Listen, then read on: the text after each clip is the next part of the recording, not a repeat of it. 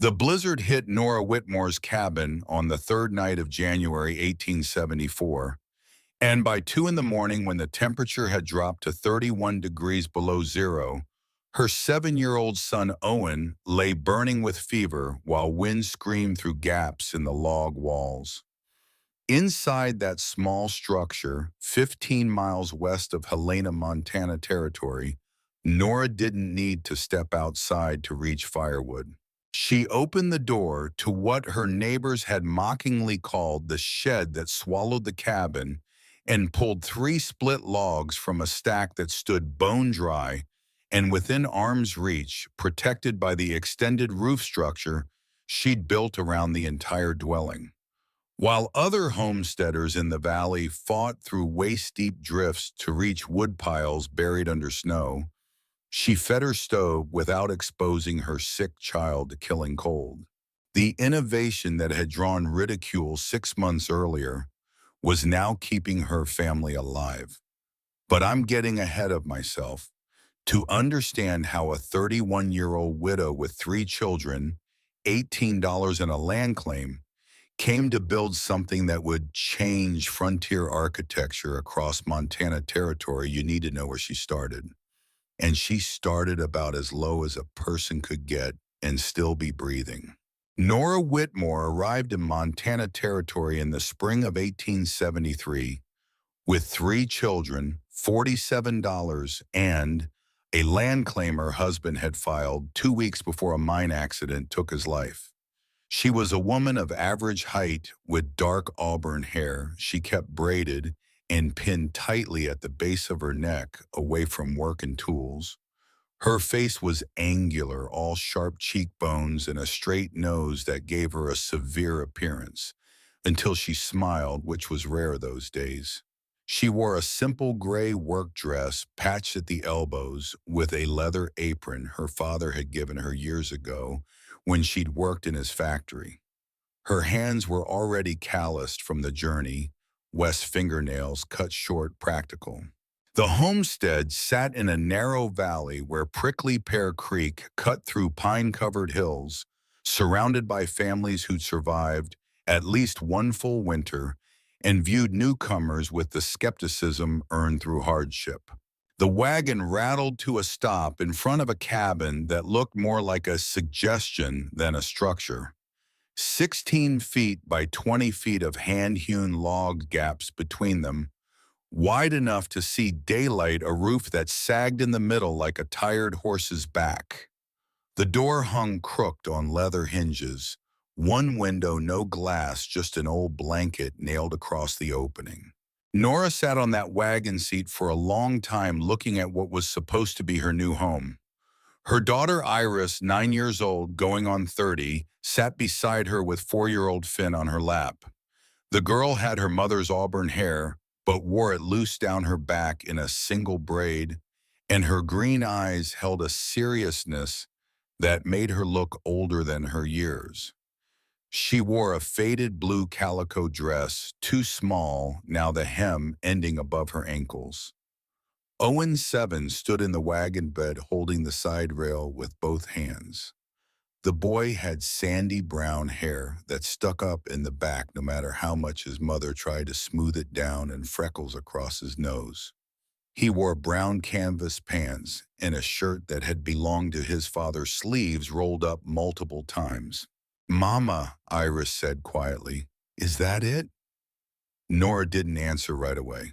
She was doing calculations in her head, the kind she'd learned working 8 years as a quality inspector in her father's factory back in Ohio.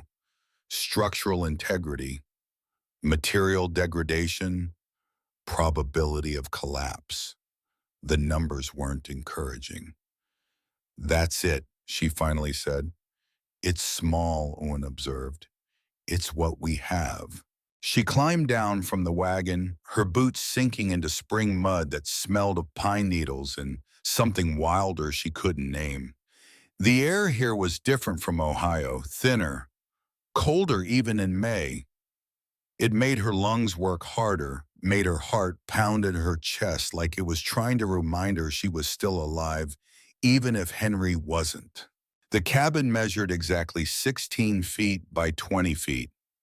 Nora knew because she measured it that first afternoon, while the children explored the property, their voices carrying through the trees as they discovered a creek, a clearing, a fox den. She measured everything. The distance from door to creek, 63 feet. The height of the cabin walls, 7 feet 2 inches. The width of the gaps between logs anywhere from half an inch to 3 inches, where the chinking had fallen out completely. She measured because measuring gave her control, and control was the only thing standing between her family and complete disaster. The cabin had a dirt floor packed hard by whoever had lived here before. A stone hearth took up most of the north wall, blackened by smoke, the chimney made of stacked rocks held together with dried mud. The roof leaked in 4 places. She knew because it rained that first night, and she woke to water dripping on her face. Nora lay there in the dark, listening to rain drum on the roof, listening to water drip through holes she'd have to patch, listening to her children breathe in sleep, and she did more calculations. Food for 5 months, wood for 7 months of winter, materials for repairs, seeds for a garden. The numbers kept coming up short. She'd arrived with $47, Henry's death benefit from the mining company such as it was. They'd given her 3 months' wages and called it generous. 3 months' wages for a man's life, for a father taken from his children, for a husband who'd only wanted to provide something better than factory work in Ohio. The irony wasn't lost on her. Henry had filed the land claim to escape the factories, to build something with his hands in clean air, away from the black smoke and the constant noise. He died in a mine shaft, breathing rock dust in darkness 2 weeks before they were supposed to leave together. So Nora had come alone. The nearest neighbor she learned on the second day was a widower named Caleb Thorne, who lived 3/4 of a mile downstream. He appeared that afternoon with a haunch of venison and a concerned expression. Caleb was 39, tall and lean, with dark hair going gray at the temples. He had blue eyes that seemed perpetually tired and a beard he kept trimmed close. He wore wool pants held up with suspenders, a homespun shirt, and a leather vest that had seen better years. His hands were work rough and scarred across the knuckles. "Ma'am," he said, standing 10 feet from her door, like he was afraid to come closer without permission. "Saw your smoke yesterday. Thought you might could use this." The venison was a gift she couldn't refuse, not with 3 children and diminishing supplies. She took it with as much grace as her pride would allow. "I appreciate it, Mr. Thorne." "Caleb," he said, "we don't stand much on formality out here." "Nora." He nodded, studying the cabin with the expression of someone conducting an inspection. His eyes moved over the sagging roof, the gaps in the walls, the door that didn't quite close properly. "You planning to winter here?" he asked. "Alone. I don't have another choice." Something shifted at his face, a softening that might have been sympathy or might have been pity. Nora couldn't tell the difference anymore, and she'd stopped caring which one people offered. "Montana winters," he said slowly. "They're not like what you're used to back east. Temperature drops to 20, 30 below. Snow comes waist deep and stays for months.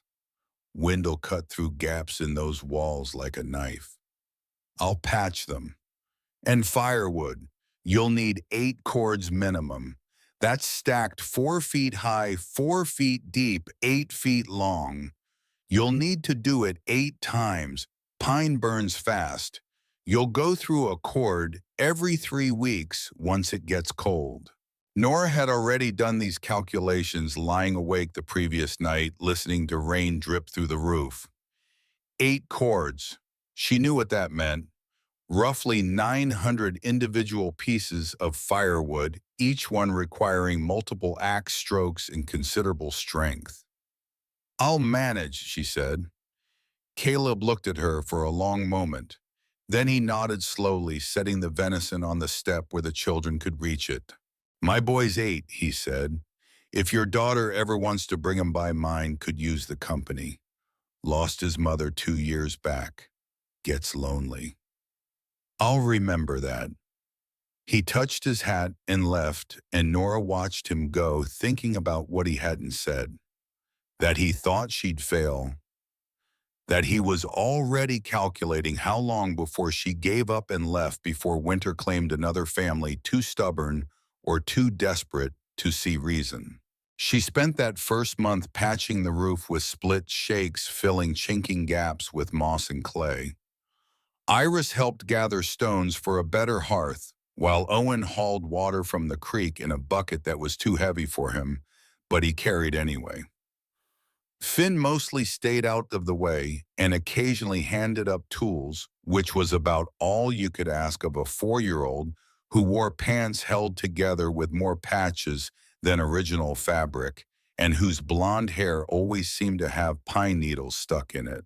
All the while, Nora tried to calculate how much firewood they'd need to survive a Montana winter. The previous occupant had abandoned the claim after losing 2 fingers to frostbite, or so Caleb had mentioned. The scattered remains of his wood pile suggested he'd underestimated by half. Nora found the pile behind the cabin, maybe 3 cords worth of split wood, slowly rotting into the ground, covered in moss and insects. Next to it, a note carved into a piece of bark. "Turner left this. Won't burn right." She picked up a piece of the wood, examining it closely. The splitting was clean, the dimensions correct. She couldn't see anything obviously wrong with it, but the note bothered her, that cryptic warning carved by someone who'd failed at exactly what she was attempting. "Won't burn right." She added it to her list of problems to solve, filed away in the back of her mind, with all the other calculations and concerns that kept her awake at night. Nora had no margin for error. She was a 31-year-old woman with 3 dependents, limited funds, and neighbors who expected her to fail before the first snow. She could see it in their faces when they visited, in the way they looked at her cabin, at her children, at her hands that had never held an axe before 3 weeks ago. Old Silas Granger made his opinion clear in late May when he stopped by on his way to check trap lines. He was 63 years old, had survived 26 Montana winters, and carried the kind of authority that came from outlasting younger men. Silas was a wiry man, not tall but solid as iron, with a face weathered to the color and texture of old leather. His hair was pure white, cut short, and he kept his beard long and full-stained yellow around his mouth from tobacco. He wore a buckskin jacket despite the spring warmth, canvas pants tucked into tall boots, and a wide-brimmed hat with a band made from rattlesnake skin. His eyes were pale gray, sharp as flint. He rode up on a mule that looked as weathered as its rider, both of them moving with the slow deliberation of beings that had learned to conserve energy. Silas dismounted with a grunt, tied the mule to a post Nora had only just finished setting, and walked around her property like a man conducting an official inspection. "You'll need 80 cords minimum," he said, finally studying her cabin with the expression of someone calculating odds at a poker table. "That's stacked 4 feet high, 4 feet deep, 8 feet long, and you'll need to do it 8 times. Pine burns fast. You'll go through a cord every 3 weeks once it gets cold, and cold here means October through April."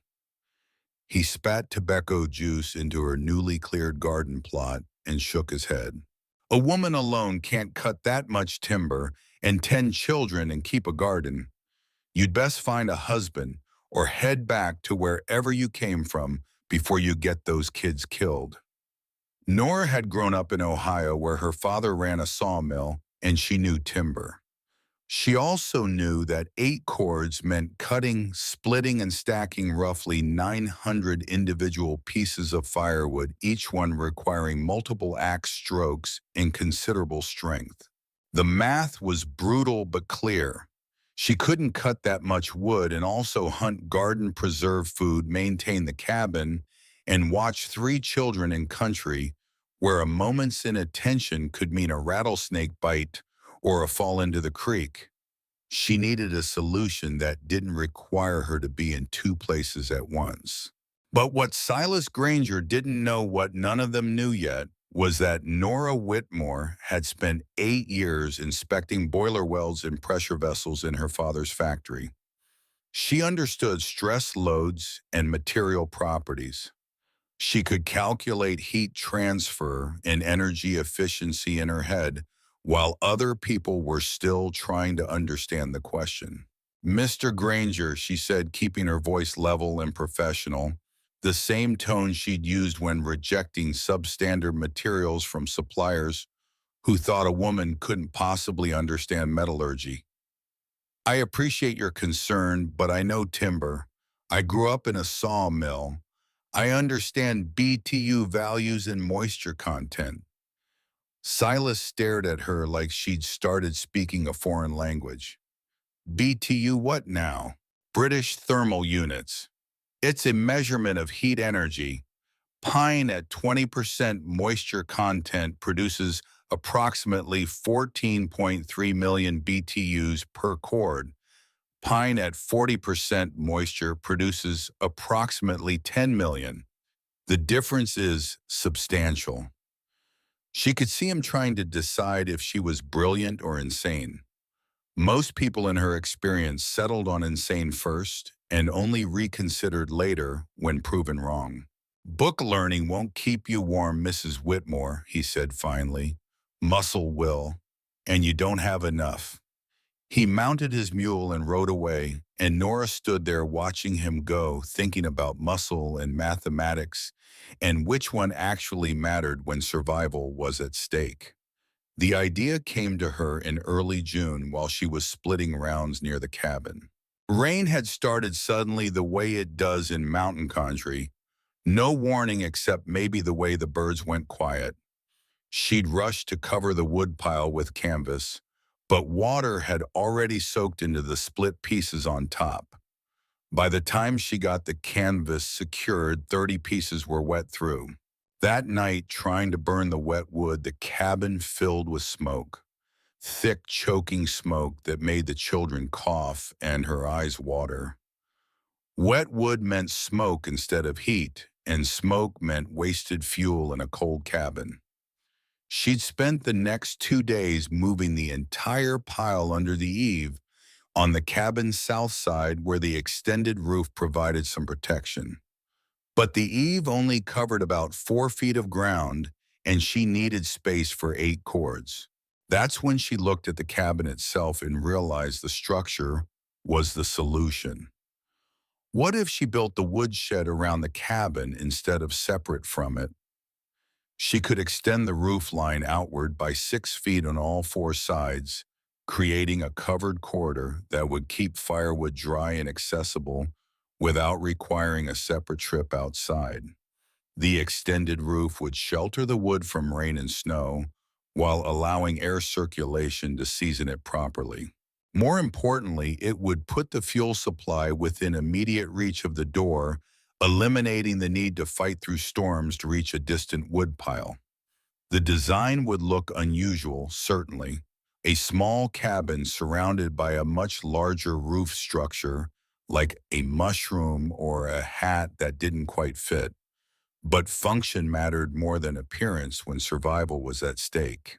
She sketched the plan on a piece of bark using charcoal, calculating materials and costs. She'd need additional posts to support the extended roof, more split shakes for coverage, and considerable labor to construct it. The lumber would cost money she didn't have, but the surrounding forest provided standing dead pine that she could fell and mill herself using her father's techniques.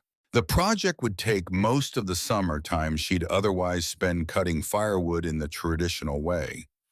If she was wrong about the design's efficiency, she'd enter winter with inadequate fuel and no time to correct the mistake. But if she was right, she'd have dry firewood within arm's reach regardless of weather, and the extended roof would provide additional benefits she was only beginning to calculate.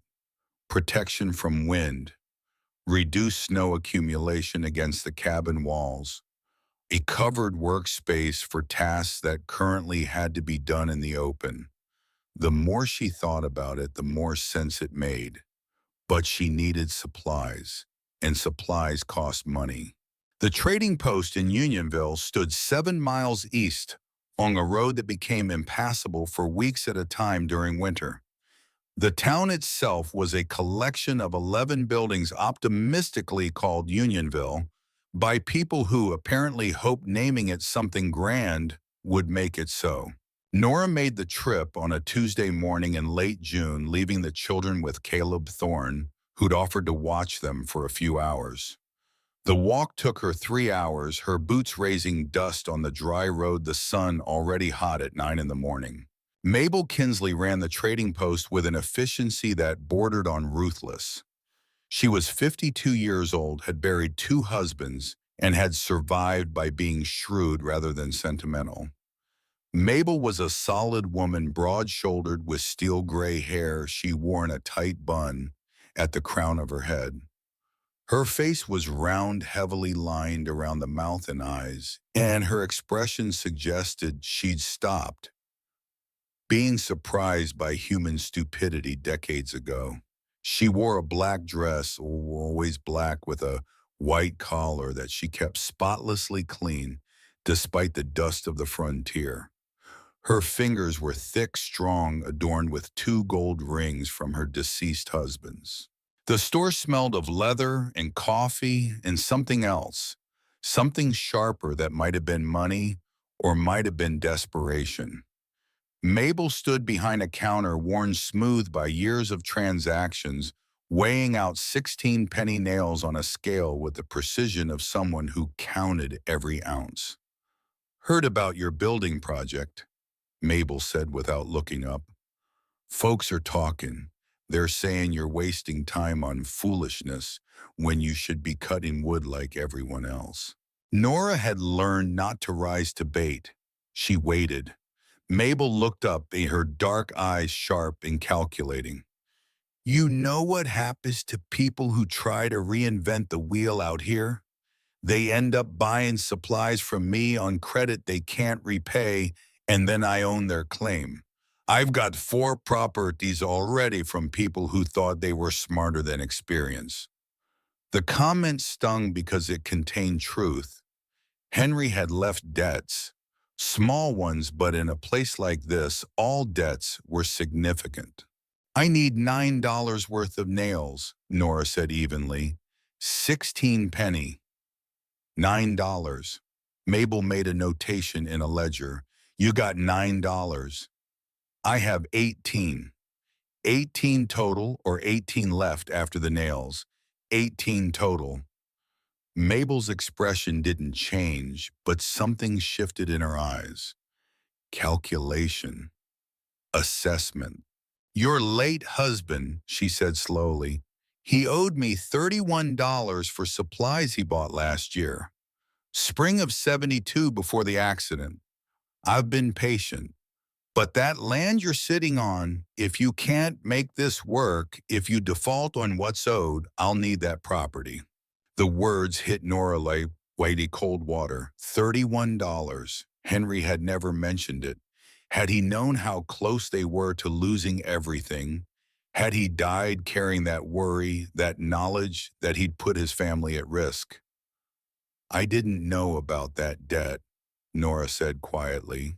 "Well, now you do." Mabel finished weighing the nails and dumped them into a cloth sack. $9 for the nails. 22 remaining on your debt. Interest runs at 2% monthly, but I'll hold off calculating it until spring. That's fair, I think. Fair. The word felt like a stone in Nora's mouth. She counted out $9 in coins, money she'd earned washing laundry for miners. Money that represented hours of scrubbing and hanging and folding. Money she'd planned to use for food to get them through fall. But she needed the nails more.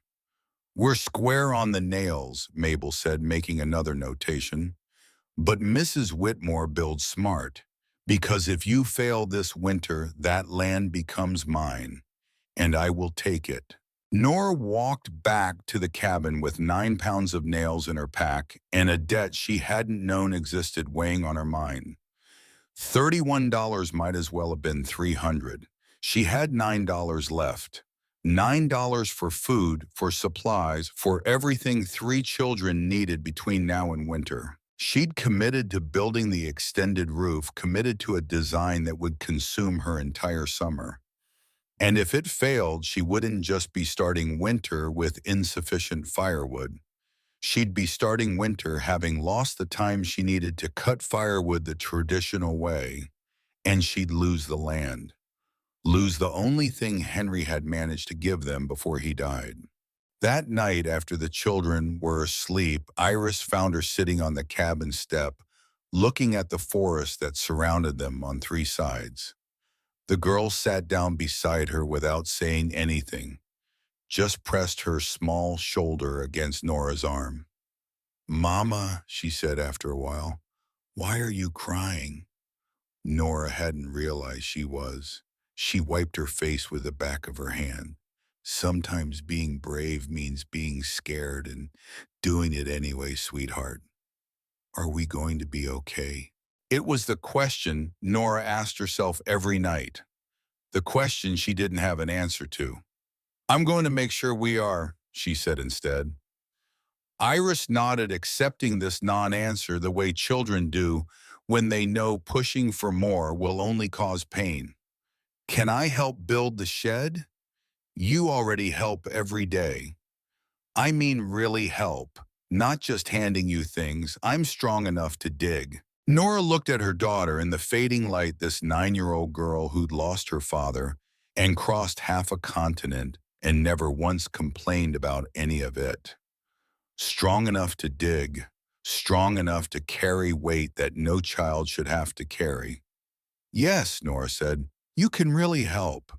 She began construction in early July when the ground was dry and daylight lasted until nearly 10 o'clock. The first step involved setting posts around the cabin's perimeter, each one sunk 3 feet deep and tamped with rocks for stability. She positioned them 6 feet from the cabin walls, creating a corridor wide enough to stack wood 4 feet deep while leaving room to walk. The posts stood 8 feet tall, matching the cabin's wall height, and she notched the tops to receive horizontal beams that would support the extended roof structure. The work was slow because she could only manage it during Finn's nap time and after Iris and Owen finished their chores, but they helped where they could. Iris and Owen helped dig post holes using a narrow spade and a pry bar, both of them working with determination that broke Nora's heart. She did the heavy lifting herself, wrestling posts into position and checking plumb with a string and weight. On the third day, while setting the 12th post, something went wrong. The post slipped as she was lowering it into the hole, caught her right thumb against the rock she'd been using to prop it, and crushed down with the full weight of the 8-foot lodgepole pine. The pain was immediate and overwhelming. Nora dropped the post, which crashed down beside the hole, and fell to her knees holding her hand. Blood. There was a lot of blood. The nail on her thumb had torn half off, and the flesh beneath was already swelling, already turning purple-black. Mama, Iris was there, appearing from nowhere the way she always did when needed. "Mama, let me see." Nora couldn't speak. The pain made everything white at the edges of her vision. Caleb Thorne appeared 20 minutes later. Iris had run to fetch him, covering 3/4 of a mile in the time it took Nora to bind her thumb with a strip of cloth torn from an old shirt. He looked at the injury, his face grim. "Needs cleaning properly," he said, "and you shouldn't use that hand for a few days, maybe a week." A week. 7 days when she couldn't grip an axe, couldn't lift posts, couldn't do any of the 100 things that needed doing before winter. "I don't have a week," Nora said. "You don't have a choice." He helped her back to the cabin, helped her clean and properly bandage the wound. The whole time, neither of them spoke about what the injury meant, about the schedule slipping further behind, about the margin of error shrinking to nothing. 3 days later, Silas Granger rode by on his way to somewhere else. He saw the 12 posts standing, saw Nora sitting on the cabin step with her hand bandaged, saw Iris and Owen trying to dig the next post hole by themselves. He stopped his mule, looked at the scene, looked at Nora. He didn't say a word, just looked at her with those flint gray eyes, shook his head slowly, and rode on. His silence said more than any words could have. By mid-July, she had 16 posts set in a rectangle around the cabin, and neighbors who passed by began to take notice. Reverend Josiah Mercer rode out from Unionville on a Sunday afternoon, having heard about the project from his parishioners. He was 47 years old, had established 3 churches across Montana Territory, and believed strongly in proper order and traditional methods. The Reverend was a tall man, thin to the point of gaunt, with dark hair combed straight back and a beard that came to a point below his chin. He wore a black suit that had seen better days, a white shirt with a frayed collar, and a black hat with a narrow brim. His eyes were dark brown, intense, and he had a way of looking at people that made them feel like they were being judged and found wanting. He dismounted from his horse and walked around Nora's structure like a man inspecting evidence of heresy. "Sister Whitmore," he said finally with the patient tone of someone correcting a child, "I've seen many homesteaders attempt novel solutions to common problems, and I've buried several who ignored proven wisdom." Nora stopped working, wiping sweat from her forehead with her good hand. "A woodshed belongs separate from a dwelling for good reason," the Reverend continued. "Fire is your greatest danger out here. If your woodpile catches a spark, do you want it surrounding your home with your children inside? Build a proper shed 20 feet from the cabin like everyone else, and trust in the Lord to give you strength for the walk." But Nora had already considered the fire risk and found it less threatening than the alternative. A separate shed meant exposure during storms, and exposure killed more settlers than cabin fires. She'd seen the statistics in the territorial newspaper. Last winter had claimed 17 lives in the Helena area alone, most from freezing while attempting to reach outbuildings during blizzards. A woman had frozen to death 15 feet from her own door, disoriented in whiteout conditions. Nora's design kept the firewood under a roof extension, not inside the cabin itself, and the open-air corridor would prevent spark accumulation. The risk calculation favored her approach, but explaining that to people who valued tradition over innovation was proving difficult. "Reverend," she said carefully, "I appreciate your concern, but I've researched this. 17 people froze last winter reaching outbuildings. I haven't found records of anyone dying from cabin woodpile fires in this territory." "You're gambling your children's souls on statistic," he said. "I'm gambling their lives on engineering," she replied. He looked at her for a long moment, then shook his head and mounted his horse. "I'll pray for you, Sister Whitmore. I'll pray that pride doesn't lead you to tragedy." He rode away, and Nora stood there thinking about pride and prayer and which one actually kept people alive when the temperature dropped to 30 below zero. The roof structure took all of August. She cut rafters from standing dead lodgepole pine, each one measuring 12 feet long and 4 inches in diameter. The rafters extended from the cabin's existing roof line outward to the post, creating a sloped surface that would shed rain and snow. She notched each rafter to fit snugly against the cabin logs and the outer beams, then secured them with the nails she'd purchased from Mabel. The spacing was critical. Too far apart and the shakes would sag. Too close and she'd waste materials. She settled on 16-inch intervals, which required 73 individual rafters for the entire perimeter.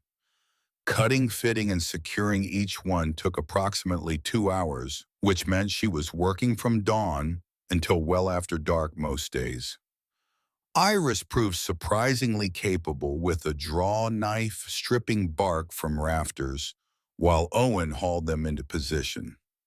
Finn's contribution was mostly staying out of the way and occasionally handing up nails, but even that helped. Nora worked with the methodical focus of someone who understood that every day of construction was a day not spent cutting firewood, and the deficit was growing. By mid-August, she had 40 rafters installed. The extended roof was starting to take shape, this strange structure that made her cabin look like it was wearing a hat several sizes too large. People who passed by stared. Some pointed. A few laughed. Caleb Thorne stopped one afternoon with vegetables from his garden. He stood looking at the half-finished roof for a long time before speaking. "It's ambitious," he said carefully. "It's necessary." "The design, where did it come from?" "My head." He nodded slowly. "You planning to finish before snow?" "By September." "That's optimistic." "That's the timeline I have." On August 15th, Nora secured the final rafter, 73 pieces of lodgepole pine, each one cut and fitted and attached with nails she'd bought with money she didn't have. The frame was complete. Now she needed to cover it with split cedar shakes overlapping them to shed water. She cut the shakes during the rafter work, splitting them in the evenings by firelight. She had approximately 400 pieces, which she estimated would cover about 60% of the roof. She'd need to cut more. But first she wanted to see how the design performed with the partial coverage. That night, looking at the structure silhouetted against the sunset, Nora allowed herself a moment of hope. Her auburn braid had come loose during the day's work, wisps of hair curling around her face, and her gray dress was dark with sweat and streaked with pine sap. Her hands, even through the pain of her healing thumb, had grown stronger, the calluses thicker. It was working. The design made sense. The covered corridor would hold 8 cords easily with room to walk. The roof overhead would keep everything dry. Air would circulate through the open sides, seasoning the wood naturally. For exactly 4 days, Nora Whitmore believed she'd beaten Montana. Then August 19th arrived, and Montana reminded her that belief doesn't matter when weather has other plans. The storm came without warning on the afternoon of August 19th. Nora was on the roof securing shakes along the western edge when the wind shifted. She felt it before she saw it, that sudden pressure change that made her ears pop, made the birds go silent all at once. The temperature dropped 10 degrees in the span of a breath. She looked west and saw the wall of cloud rolling over the mountains like something solid, something you could touch. Dark gray shot through with streaks of lighter gray moving fast, too fast. "Iris," she shouted, "get your brothers inside, now!" The girl didn't question, didn't hesitate. She grabbed Finn's hand and ran for the cabin, calling for Owen, who was down by the creek. Nora scrambled off the roof, her boots finding purchase on rafters she'd climbed 100 times, muscle memory guiding her down. The wind hit when she was still 10 feet up. It came in a gust that felt like a physical blow, strong enough to rock her sideways, strong enough to make the entire structure groan.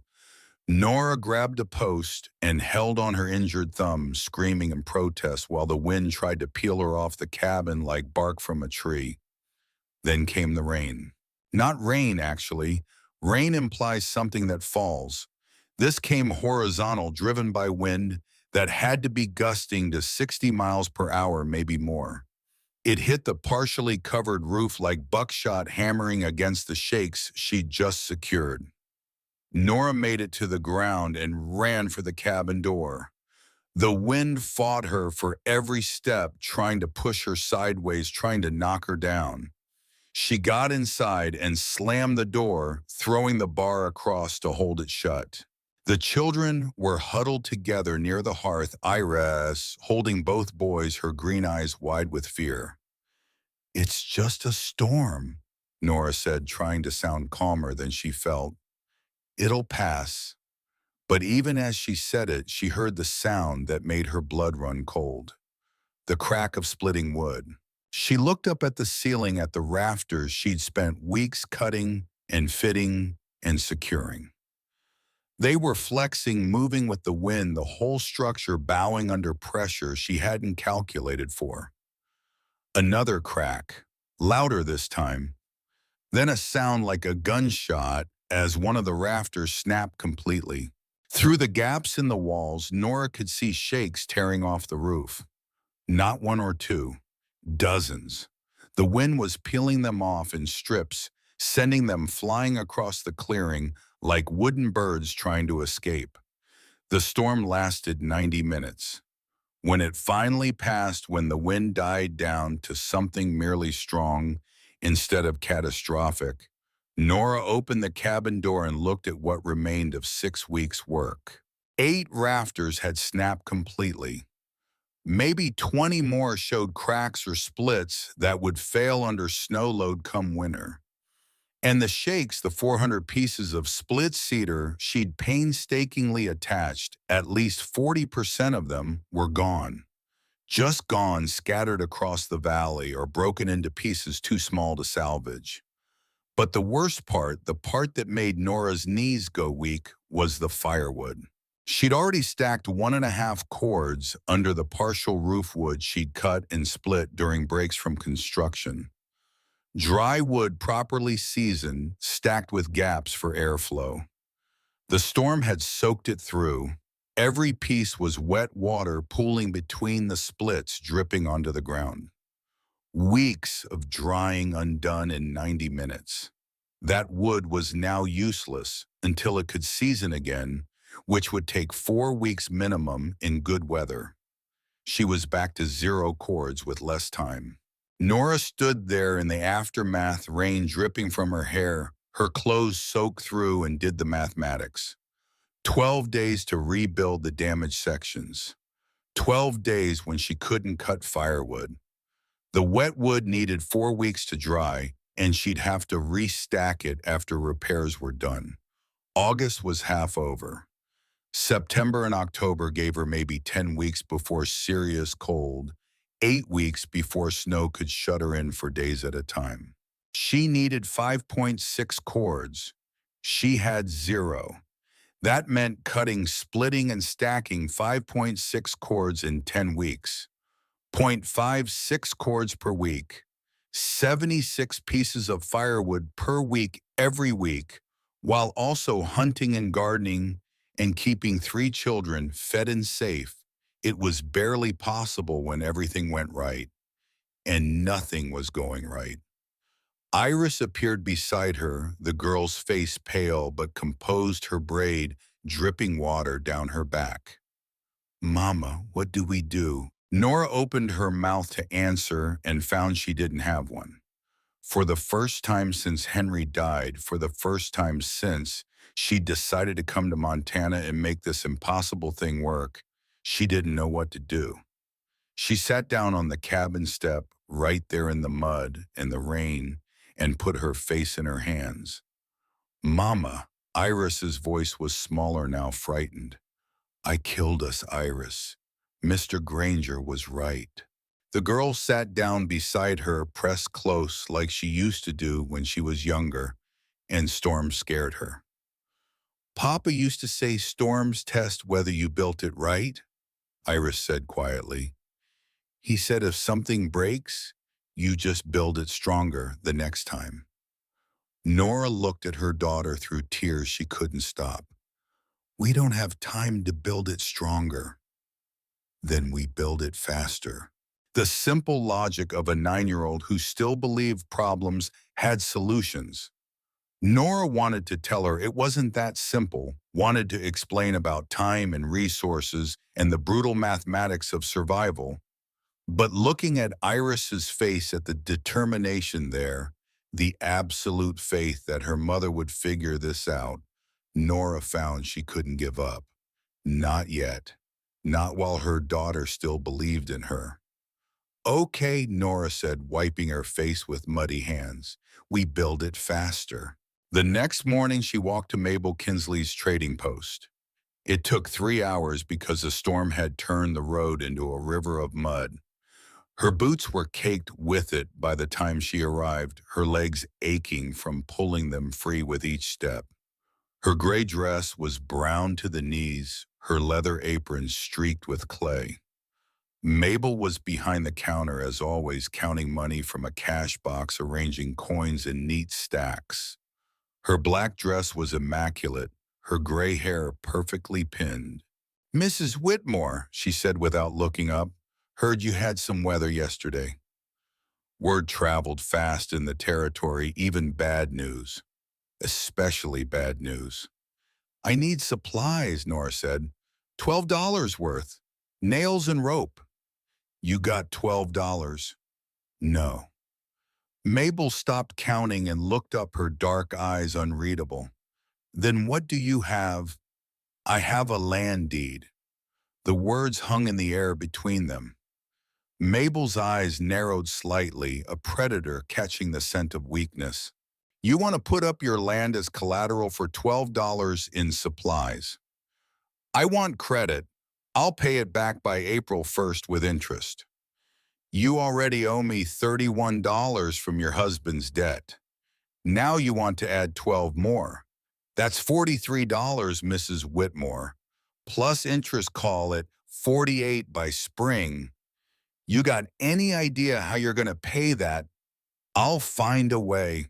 Mabel pulled out a ledger, opened it to a page with Henry's name at the top, a list of items and dates and amounts owed. She drew a line under the total and then started a new entry. If you can't pay by April 1st, she said slowly, writing as she spoke, I get 50% of your land, not the whole thing, just half. That's fair, I think, given what you're asking. Fair. That word, again used by someone who clearly understood it, meant something different out here than it did in the world Nora used to know. And if I pay it back, then we're square and you keep your land. Mabel pushed the ledger across the counter. Sign at the bottom. Nora looked at the page, her husband's name, the debt he'd accumulated trying to build something for his family. Now her name going beneath it, adding to that debt, mortgaging the future against the present. But without supplies, she couldn't rebuild the roof. Without the roof, she couldn't keep the firewood dry. Without dry firewood, they'd freeze. The mathematics were simple, brutal, and unavoidable. She signed with steady hands that belied the fear churning in her stomach. Mabel counted out nails and rope, adding them to a sack with the practiced efficiency of someone who'd conducted this transaction many times before. You know, Mabel said as she worked, your predecessor, Mr. Turner, he tried something clever too. Built a special chimney design he said would burn wood more efficiently. Spent all summer on it. What happened? Froze to death in 72 two winters before you arrived. Found him in the spring 15 feet from his door. Been trying to reach his wood pile in a blizzard. Got turned around in the whiteout. They say he was almost there when the cold took him. Mabel pushed the sack across the counter, her thick fingers leaving the rope precisely coiled. Build smart, Mrs. Whitmore, because I will take that land if you default. Nothing personal, just business. Nora walked back to the cabin with $12 worth of supplies and a debt that felt like a noose tightening around her neck. $48 by April 1st, half her land if she couldn't pay. She'd gambled everything on a design that the first real storm had nearly destroyed. The rebuilding began on August 21st. Nora worked with a desperation she'd never felt before, a kind of controlled panic that made every movement precise and urgent. She replaced the 8 snapped rafters, reinforced the ones that had cracked, and developed a new pattern for attaching the shakes. Double nails on each piece instead of single. More expensive in materials, but the wind wouldn't take them again. Iris and Owen helped where they could. The girl proved remarkably capable with tools, her small hands quick and steady. The boy had developed muscles from hauling water and carrying wood, his thin arms showing definition they hadn't had in Ohio. Even Finn contributed, sorting nails by size with surprising accuracy, handing up tools, keeping track of pieces that needed cutting. But every day of rebuilding was a day not cutting firewood. September 5th arrived with the roof finally complete. 73 rafters, all secure, covered with shakes that would hold against any storm Montana could throw at them. The structure looked even more unusual now, more obviously different from anything her neighbors had built. The cabin seemed to crouch under the extended roof, hidden beneath something larger than itself. The shed that swallowed the cabin. That's what Silas Granger had called it when he'd ridden by 2 days earlier. The old man had stopped. His mule studied the structure for 5 full minutes without speaking, his white beard moving as he chewed tobacco, then shaken his head and ridden on. But different didn't mean wrong. Unusual didn't mean failed. The design was sound. Nora knew it in the way she'd known when a boiler well was going to hold or fail, that deep understanding of materials and forces that came from years of looking at how things were built. The roof would work. She just needed firewood under it. On September 10th, while splitting rounds near the new structure, Nora's hand slipped. Not the injured thumb, the other hand. The axe glanced off the round at an angle, and the handle twisted in her grip, driving a splinter deep into the palm between her thumb and forefinger. It was a small injury, barely worth mentioning. Just a splinter. She pulled it out, wrapped the hand in a clean cloth, and kept working. By the next morning, her hand was swollen and hot to the touch. Red streaks ran up her arm like poison spreading through her veins. By that afternoon, she was dizzy with fever. Caleb Thorne came by that evening with fish from the creek and found her sitting on the step, pale and sweating, holding her hand against her chest. His blue eyes widened when he saw the red streaks. "That needs a doctor," he said immediately. "There's no time for a doctor. There's no time for you to die of blood poisoning either." He hitched his mule and rode for Helena, 15 miles each way, while Iris stayed with Nora and the boys. He came back 12 hours later with Dr. Amos Fletcher, who looked at the infection with the practiced eye of someone who'd seen this particular disaster many times before. Dr. Fletcher was 56, stocky and barrel-chested, with a full beard going white and small round spectacles that perched on the end of his nose. He wore a brown suit that had seen considerable travel, a vest with multiple pockets full of medical instruments, and he smelled faintly of carbolic acid. His hands were steady, scarred, competent. "Lucky your neighbor came for me," the doctor said, lancing the infection and draining it with quick, practiced movements. "Another day and you'd have lost the hand, maybe the arm. I've seen blood poisoning take a limb in 48 hours out here." He cleaned and bandaged it properly, left powders for the pain and the infection, and charged Caleb $3 for the house call. You'll need to rest that hand, Dr. Fletcher said, removing his spectacles to clean them with a handkerchief. 4 days minimum. No axe work, no heavy lifting. I mean it, Mrs. Whitmore. Use that hand before it's ready, and the infection will come back worse. 4 days when she couldn't split wood. 4 days subtracted from a schedule that had no margin left to subtract. Nora lay in her cabin that night, feverish and exhausted, listening to her children sleep, and calculated the cost of survival. The storm had taken 12 days. The infection would take 4 more. 16 days lost from a timeline that had been barely achievable to begin with. September 24th brought another setback, this one worse, because it was a preview of the danger that waited in January. Owen woke up coughing a wet sound deep in his chest that Nora recognized immediately. By midday, he had a fever. By evening, the fever was high enough that she pressed cool cloths to his forehead while the boy thrashed in restless sleep. It was just a cold. Children got colds. But out here, 100 miles from real medical care in a cabin that still had gaps in the walls, with winter coming, and no reserves of anything, a child's cold could become something that killed them. Nora sat up with Owen for 2 days while the fever ran its course. She couldn't work on the wood pile, couldn't leave him even to check the stack she'd been building, couldn't do anything except hold her son and prayed to a God she wasn't sure was listening that the fever would break before it got worse. On the morning of the 3rd day, Owen's fever dropped. He asked for water, then for food, then complained that he was bored and wanted to go outside. Nora let him sleep instead, and she walked out to count the firewood. 2.75 cords. That's what she'd managed to cut and stack between rebuilding the roof and fighting infections and nursing sick children. She needed 5.6 cords total. The deficit was 2.85 cords. It was September 30th.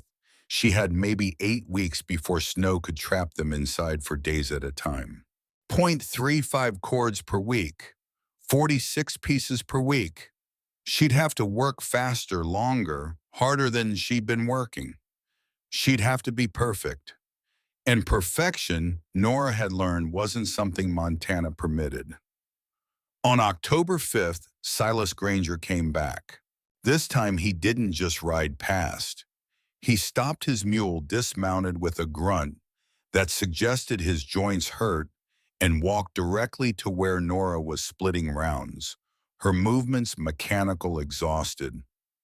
Her gray dress hung loose on her frame now, weight falling off her as she burned more calories than she could replace.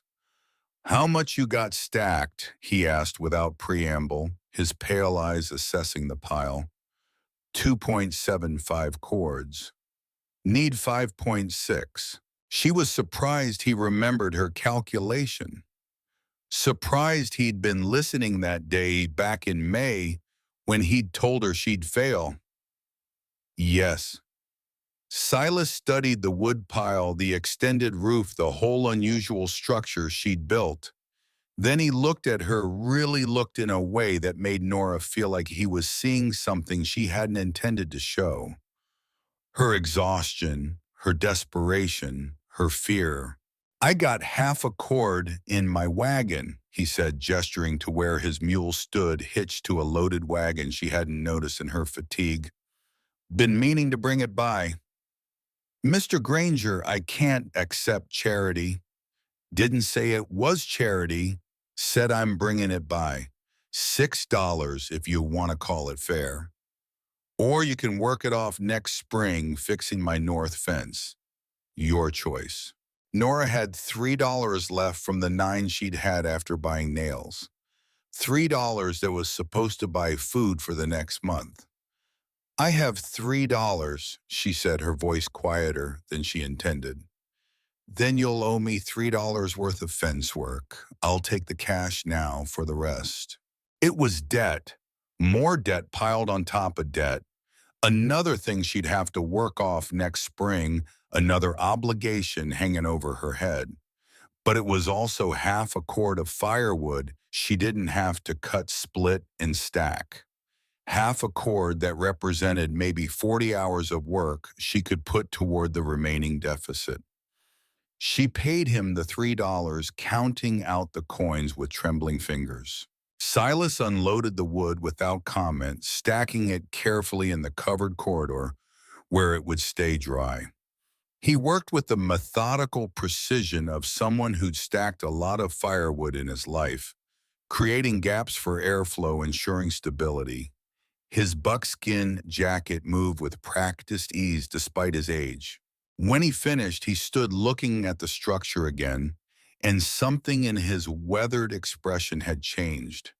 Not quite approval, not quite respect, but maybe the beginning of recognition that what she was building might actually work. "You know what your problem is," he said, finally wiping his hands on his canvas pants. "I have several problems, Mr. Granger. You'll need to be more specific." The corner of his mouth twitched beneath the white beard. It might have been a smile. "Your problem is you're doing this alone. Pride won't keep you warm in January, Mrs. Whitmore, and it won't keep those children fed." "I'm not operating on pride. I'm operating on necessity." "Then out of necessity, accept help when it's offered. That's not weakness, that's survival." He mounted his mule with some difficulty, settling into the saddle with a wince, and rode away. Nora stood there thinking about pride and necessity and the difference between the two. That night, she counted the firewood again. 3.25 cords. Added Silas's half cord. 3.75 total. She needed 5.6. The deficit was 1.85 cords. October 5th, 7 weeks to winter. The math was getting tighter, the margin thinner, but it was still possible, just barely. If everything went perfectly from here forward, if nothing else broke or failed or got sick or went wrong, if October 18th brought the first snow. Nora woke to white silence, that particular quiet that comes when snow muffles everything. She opened the door and saw 3 inches of heavy wet flakes covering the clearing, the wood pile, the roof of her extended structure. The pine trees drooped under the weight, branches bending low. It melted by noon, but the message was clear. Winter was coming, not next month, not in some distant future. Now. She had 4 cords stacked. The math said she needed 5.6. The deficit was 1.6 cords. Maybe 7 weeks remained, maybe only 5. It depended on weather, on luck, on factors completely beyond her control. Nora stood in the covered corridor, surrounded by the firewood she'd cut, looking at the empty space where another cord and a half needed to be, and felt the weight of every decision she'd made pressing down on her shoulders. The extended roof worked. The design was sound. The firewood stayed dry and accessible exactly as she'd calculated. But she hadn't calculated for storms that destroyed weeks of work, hadn't calculated for infections or sick children or the 1,000 small disasters that accumulated into one large impossibility. She began rationing heat. The cabin temperature, which she'd been keeping around 65 degrees, dropped to 55 at night. She bundled the children in every blanket they owned, piled them together for warmth, and tried not to see how their breath fogged in the air inside their own home. Owen complained about the cold. Iris understood what was happening and kept her brother quiet, wrapping her arms around him at night, sharing her warmth. Finn was too young to understand anything. except that Mama looked tired and scared, and that was frightening in itself. Caleb Thorne stopped by on November 3rd with elk meat wrapped in canvas and concern written across his face. Nora, he said, using her first name, which he rarely did, you're burning yourself out. I'm managing. You're not eating enough. You're not sleeping. I can see it.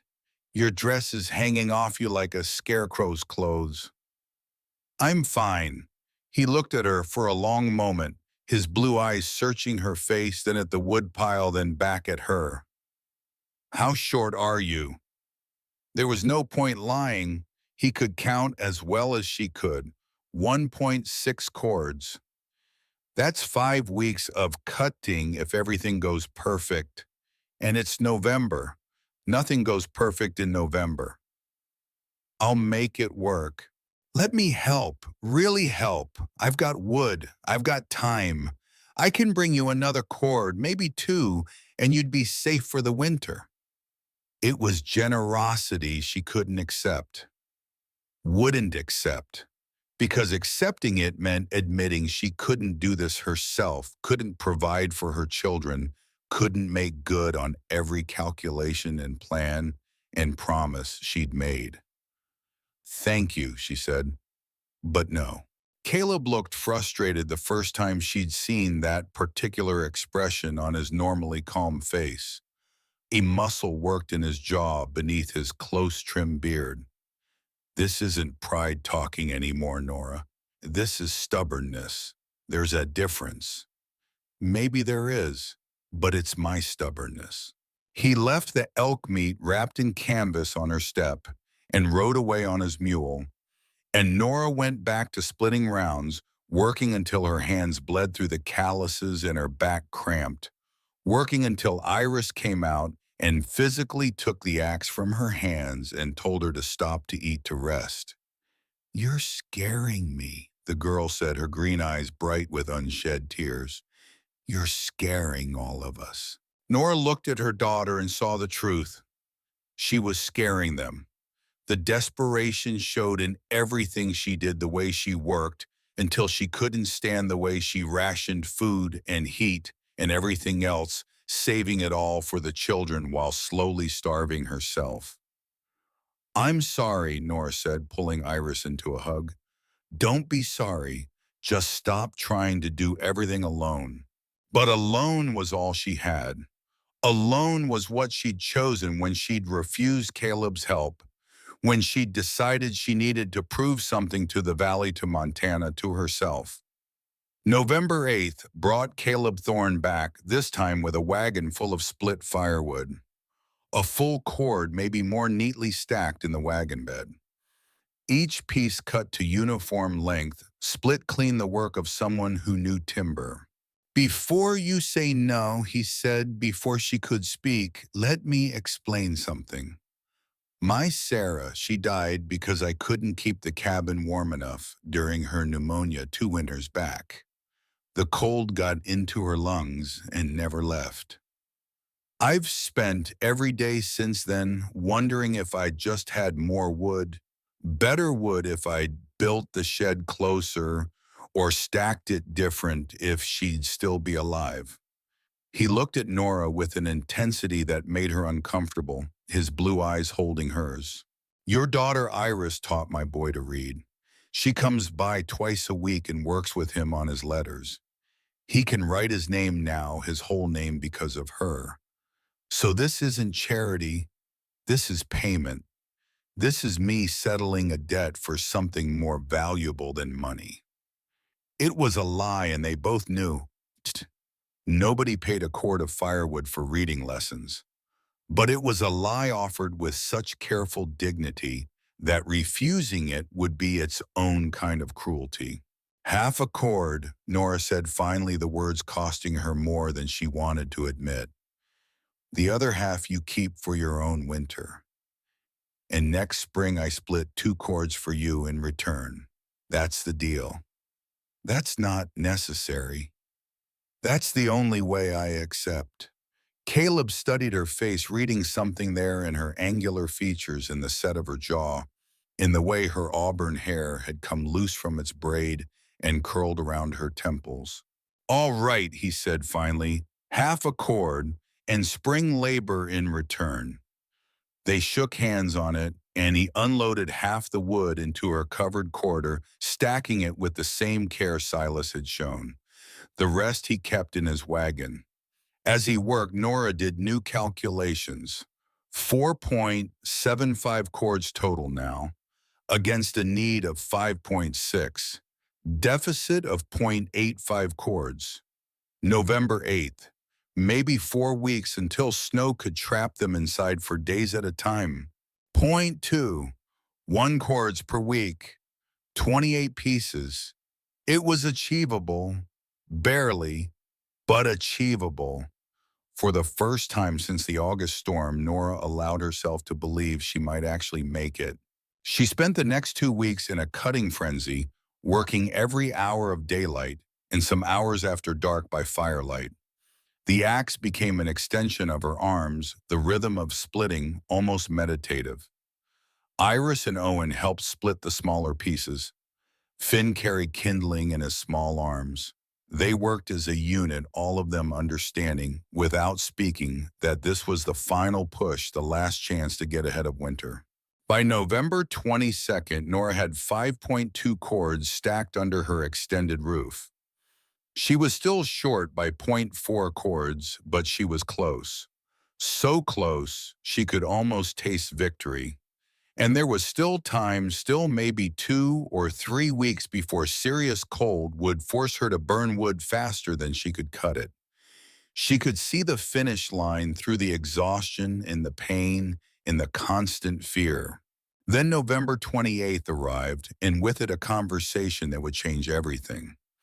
Caleb Thorne came by in the late afternoon with his wagon empty and something determined in his expression. He found Nora stacking wood, her movements automatic, exhausted, her gray dress dark with sweat despite the cold. "Nora," he said, "we need to talk." She kept stacking, placing each piece with the precision of someone who'd done this thousands of times. "Marry me." The words hung in the cold air like smoke. Nora stopped moving, a piece of split pine frozen in her hands. "What?" "Marry me. Combine our homesteads. Pool our resources. I've got 7 cords stacked and a cabin that's tight against the wind. You've got 3 children who need stability and a design that's clearly better than anything I've built. Together, we'd be stronger than either of us alone." Nora set down the wood carefully and turned to face him. His blue eyes were serious, his jaw set beneath his beard. "Caleb, I appreciate what you're trying to do, but that's not a reason to marry someone. I'm not proposing out of pity. I'm proposing partnership. We're both alone, both struggling, both trying to give our children something better. Why not do it together? Because I need to know I can do this myself. Why do you need to prove that?" It was a fair question. Nora searched for an answer and found she couldn't articulate. It couldn't explain the need to prove that a woman with mathematics and engineering knowledge could survive Montana, could build something that worked, could provide for her children without relying on a man to rescue her. "If I take your wood, if I take your help to survive this winter, I'll never know if I could have done it alone," she said finally. "And I need to know. For me, for my daughters. I need them to see that their mother didn't give up, didn't take the easy way, didn't fail." "That's not strength, Nora, that's pride." "Maybe, but it's my pride."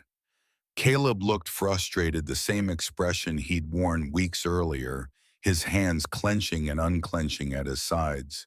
"And if your pride gets those children killed, was it worth it then?" The question hit like a physical blow. Nora had asked herself the same thing every night, lying awake listening to her children breathe, calculating and recalculating the odds of making it through winter. "I won't let that happen," she said. but the words sounded hollow even to her own ears. You can't control everything. No matter how good your mathematics are, no matter how sound your design is, you can't control weather or sickness or accidents. You're gambling, Nora, and the stakes are your children's lives. He waited for a response. When none came, he climbed back into his wagon, his movements sharp with frustration. The offer stands, he said, gathering the reins. When you're ready to accept help without it destroying your pride, you know where to find me. He drove away, his mule's hooves loud in the cold silence, and Nora stood there watching him go, feeling the truth of his words like stones in her chest. That night, after the children were asleep in their pile of blankets, she sat by the fire and looked at her hands, scarred from axe work, calloused from tool handles, still healing from the infection that had nearly cost her the hand entirely. Her auburn hair had come completely loose from its braid hanging in waves around her face, and she looked at her reflection in the window glass, barely recognizing the gaunt woman staring back. She'd proven she could swing an axe, could cut and split and stack firewood. She'd proven she could design and build a structure that worked better than traditional methods.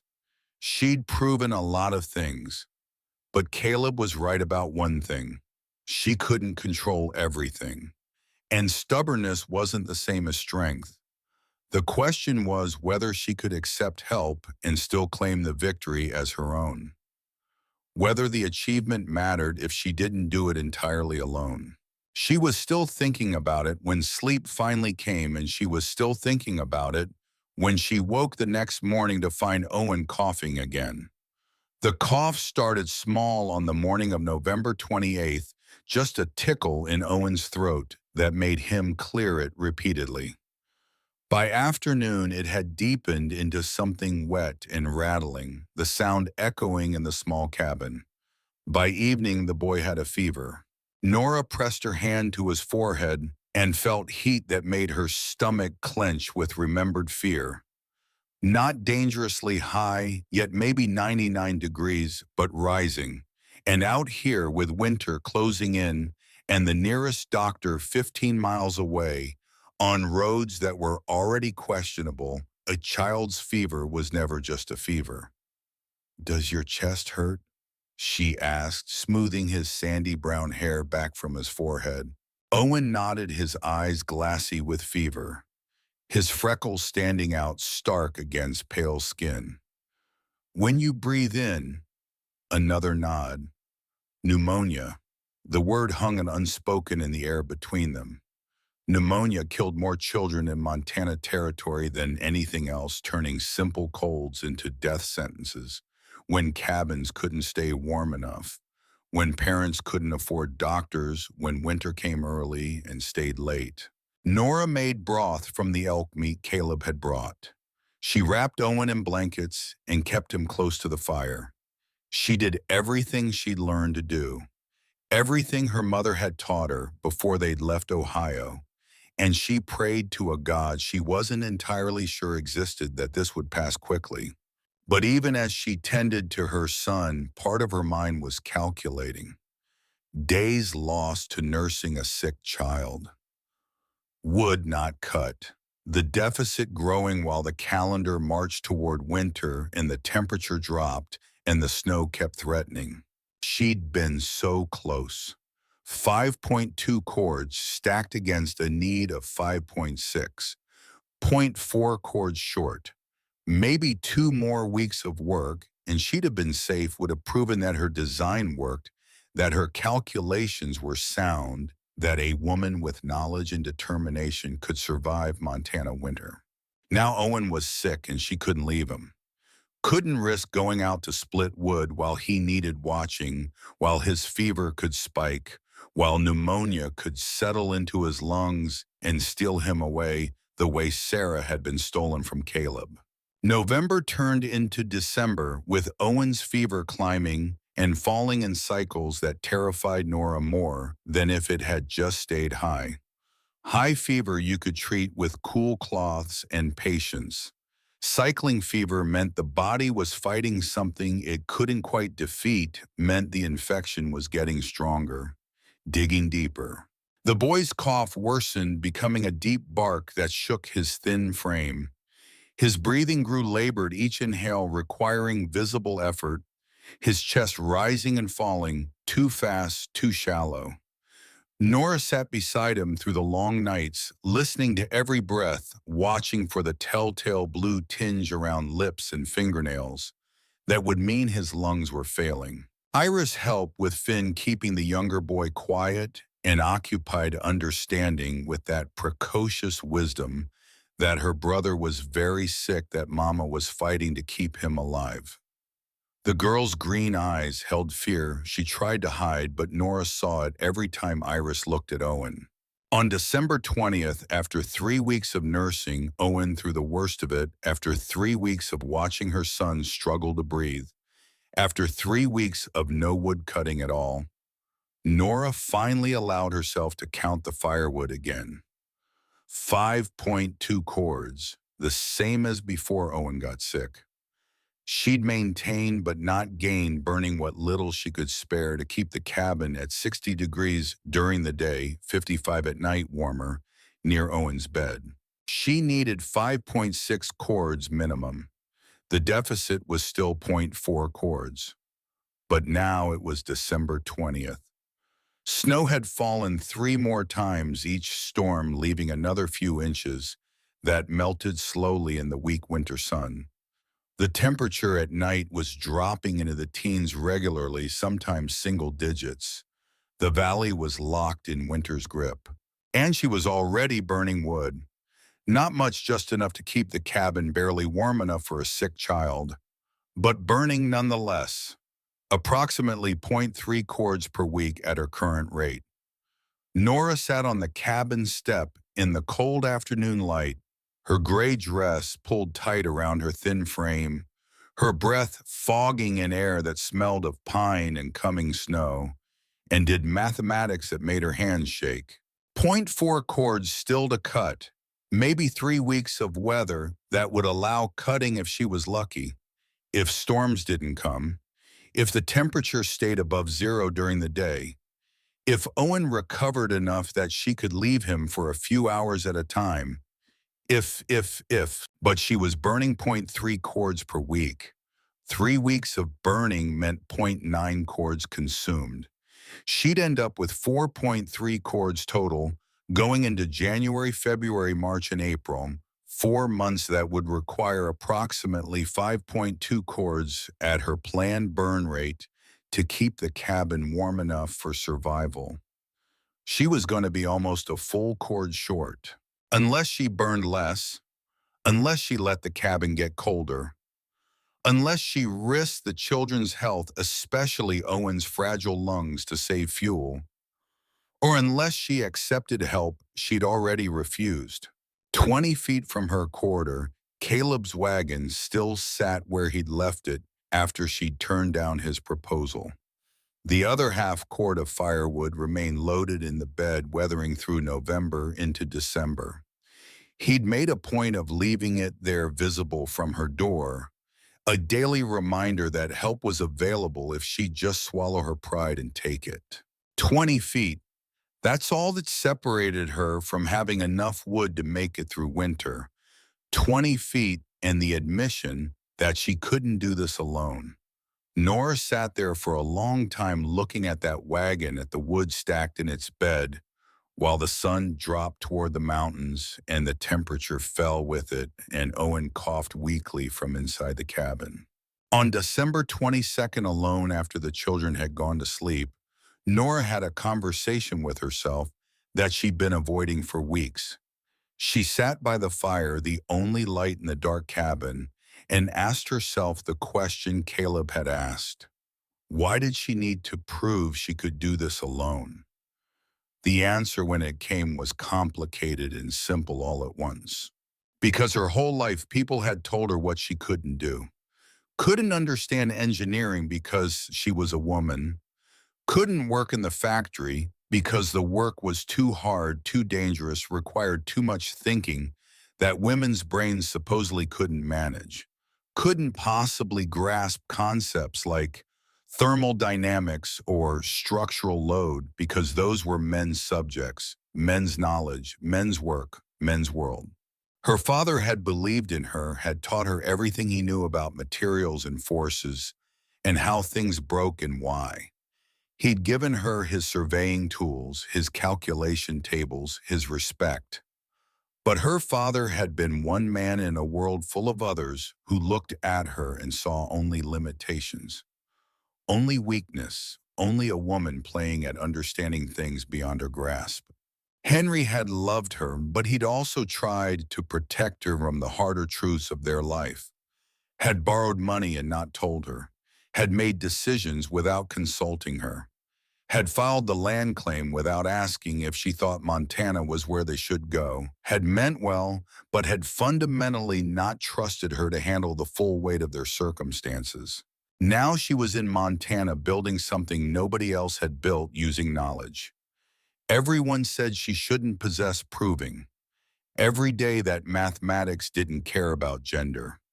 That good design worked regardless of who conceived it, that intelligence and engineering could triumph over muscle and tradition, but proving it to whom?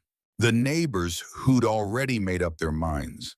Silas Granger, who'd told her she'd fail a Reverend Mercer, who'd said she was gambling her children's souls. Mabel Kinsley, who was waiting for her to default so she could claim the land. Or was she proving it to herself, and if she had to accept help to survive, if she had to acknowledge that no one person, man or woman, could do everything alone, did that negate everything she'd accomplished? The design worked. That was proven. The extended roof kept firewood dry and accessible exactly as she'd calculated. The efficiency gains were real and measurable. She'd built something innovative and functional, using nothing but knowledge and determination and backbreaking work. That achievement didn't disappear if she accepted half a cord of firewood from a neighbor. But something in her still resisted. Some part of her that needed the victory to be complete, to be hers alone, to be proof that she hadn't needed rescuing, that she was strong enough, smart enough, capable enough. She was still thinking about it when a knock came at the door, soft enough not to wake the children. Nora opened it to find Caleb standing there, snow dusting his shoulders and the brim of his hat, his breath fogging in the cold. "It's Christmas Eve," he said quietly. "Brought a goose for dinner if you'll have us." Us. His son stood behind him, a boy of 8, with dark hair like his father's and a shy smile. The child held a small bundle wrapped in cloth. Nora hadn't realized it was Christmas Eve. The days had blurred together in the constant work of survival in nursing Owen, in cutting what wood she could between caring for a sick child. Time had become measured in cords, stacked in temperature drops, and Owen's breathing patterns, not in calendar dates. "Come in," she said, stepping aside. The goose was a gift they couldn't refuse, just like the venison had been months ago, just like the elk meat. Caleb cleaned and cooked it, while Nora set the table with what dishes they had, arranging them as nicely as possible. The children sat together, all 5 of them, talking in the way children do when they find themselves suddenly in company after long isolation. Owen was still weak, still coughing occasionally, but his fever had broken 2 days ago and he was recovering. For a few hours, the cabin felt like something other than a battleground against winter. It felt almost like a home full of voices and warmth and the smell of roasting goose. After dinner, after the children had fallen asleep in a pile of blankets near the fire, exhausted from the rare excitement of company and full bellies, Nora and Caleb sat at the table. The goose bones lay picked clean between them on a wooden platter. "Owen looks better," Caleb said, keeping his voice low. "He's healing, slowly. And how are you? Nora looked at her hands at the scars and calluses and healing wounds that mapped the summer's work, the autumn's desperation. I'm tired. You've been counting the wood. It wasn't a question. Of course he'd been watching. Of course he knew. I'm short, she admitted, the words costing her. Still short, even with everything I've done, everything I've sacrificed, I'm going to come up almost a cord short by spring. The offer still stands. I know. They sat in silence for a while, the fire crackling, the children breathing in sleep, the cabin warm for once, with so many bodies in the recent meal. Tell me something, Nora said finally. If I take your wood, if I accept your help, does that mean I failed? Caleb thought about it for a long moment, his blue eyes reflecting firelight. No, he said. It means you built something smart enough to include room for help when you needed it. That's not failure, that's good design. Is that what you tell yourself about Sarah? That you didn't fail her? It was a cruel question, striking at the wound she knew he carried, and Nora regretted it immediately.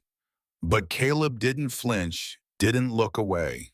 I tell myself I did everything I could with what I knew, he said quietly, and I learned from it. Built a better shed, stacked more wood, changed how I managed heat. Sarah died because I wasn't prepared, but her death taught me how to keep my son alive. That's not failure, that's learning. That's growth bought with the highest price there is. He looked at Nora directly, holding her gaze.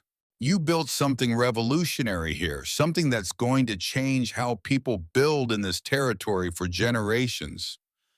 That doesn't get erased if you accept help to survive your first winter. It means you were smart enough to design a system that could include community, that could flex when needed, that understood no one survives Montana alone. Not really, not for long. Half the cord, Nora said quietly, the words barely audible. The other half stays yours for your own winter. And in spring I split 2 cords for you in return. Plus I fix your north fence like I promised Silas. You don't have to do all that. Yes, I do. That's the deal. Take it or leave it. Caleb smiled, the expression transforming his tired face, making him look younger than his 39 years. Deal. They shook hands across the table, and Nora felt something release in her chest, some tension she'd been carrying for months, maybe years. Some need to prove herself that had been driving her toward destruction. She wasn't failing, she was adapting, and adaptation was survival. The next morning, Christmas Day, Caleb and his son came back with the wagon. Together, all of them working, they unloaded half the cord from the wagon into Nora's covered corridor, stacking it with care. The new total was 4.7 cords for January through April, against a need of approximately 5.2 cords at her current burn rate. Still short by half a cord, but closer. And the winter was young enough that she could still cut another half cord if the weather held, if Owen stayed healthy, if nothing else went catastrophically wrong. She could make it, barely, but she could make it. December passed in a strange combination of relief and continued work. Owen recovered fully by the end of the month, the fever finally breaking for good, his lungs clearing, his strength returning slowly. He was thin, weaker than before, but alive, playing with the other children, laughing again. Nora cut wood when she could, adding pieces to the stack, watching the total creep upward. 4.8 cords, 4.9. On December 28th, Owen started coughing again. The sound woke Nora from sleep, that wet rattle. She'd learned to fear that sound. That meant infection settling back into recovering lungs. She was beside his bed, in seconds, her hand on his forehead, feeling for fever. Nothing yet, just a cough. But she knew how quickly things could change, had learned through 3 weeks of terror how fast a child's condition could deteriorate. "How do you feel?" she asked, smoothing his sandy brown hair. "Tired," Owen said, his voice hoarse and cold. The cabin temperature was 55 degrees, cold enough to see breath, cold enough that the children slept in piles under every blanket they owned, sharing warmth like puppies in a den. Nora fed the stove, bringing the temperature up to 65 degrees, using precious wood, but unable to risk Owen's fragile health. She made broth and wrapped him in extra layers. She did everything she'd done before, but this time with a gnawing fear that the pneumonia had never really left, had just been waiting dormant for a chance to return. By morning, Owen had a fever of 100 degrees. By afternoon, 101. By evening, 102 degrees, and his breathing was labored again, each breath requiring visible effort. January 1st, 1874, dawned cold and clear, the temperature outside dropping to 8 degrees below zero. Inside the cabin, Nora kept the stove fed constantly, maintaining 72 degrees because Owen needed warmth to fight the infections settling back into his lungs. The boy's breathing was difficult now. Each inhale a struggle, his thin chest rising and falling too quickly. His fever held at 102 degrees, high enough to be dangerous, but not high enough yet to cause the seizures that could kill or cause permanent damage. Not yet. Nora sat beside him through the day and into the night, cooling his forehead with damp cloths, encouraging him to drink water and broth, listening to every breath and trying not to imagine what would happen if those breaths stopped, if the infection won, if she lost him here in this cabin she'd worked so hard to make safe. Iris helped with Finn, keeping the younger boy occupied and quiet, reading to him from the one book they'd brought from Ohio, teaching him his letters the way she'd taught Caleb's son. The girl understood in the way children do when they're forced to grow up too fast that this was serious, that Owen might not make it, that their mother was fighting to keep their brother alive. On January 2nd, Owen's fever climbed to 103 degrees. Dr. Fletcher was 15 miles away in Helena. The roads were questionable at best, impassable at worst after the snows they'd had. Even if Caleb rode for the doctor now, it would take him 3 hours each way in good conditions. 6 hours minimum, more likely 8 or 10, given the winter conditions and the uncertain roads. Owen might not have 8 hours, might not have 6. Nora made a decision. She would keep the cabin at 72 degrees no matter what it cost in firewood. She would feed the stove every hour if necessary. She would burn through her entire supply if that's what it took to keep her son warm enough for his body to fight. Mathematics didn't matter anymore. Careful planning didn't matter. Survival calculations and spring concerns and proving herself to the valley, none of it mattered compared to the simple fact of her son's labored breathing. The only calculation that mattered, was keeping Owen warm enough to live.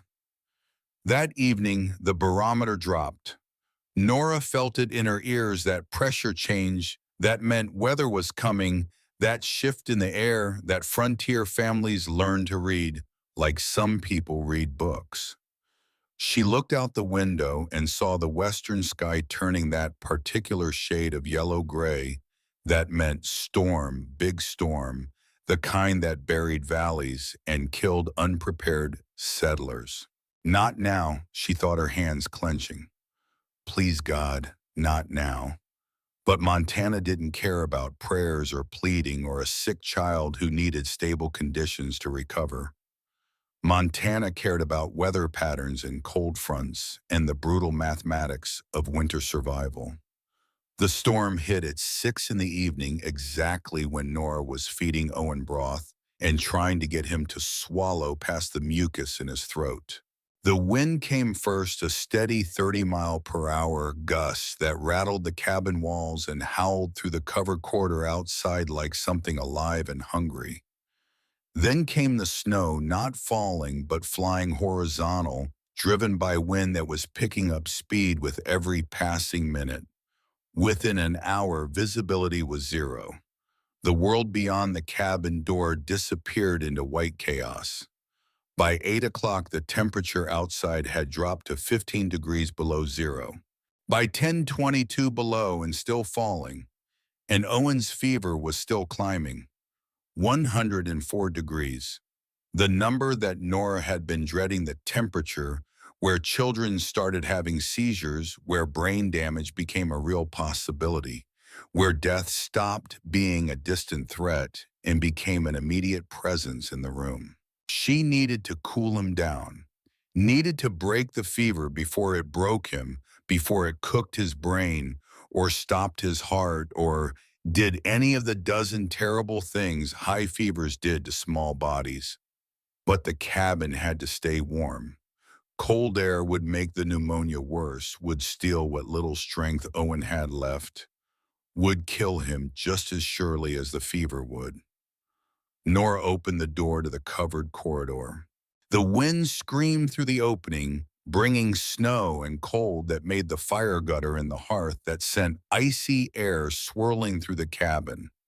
But the corridor itself was clear, the roof she'd built shedding snow as fast as it fell, the open sides allowing wind to blow through without accumulation. She grabbed a handful of snow, packed it in a pot, and closed the door. 12 seconds. That's how long the door had been open. 12 seconds, when her sick child had been exposed to air cold enough to kill in minutes.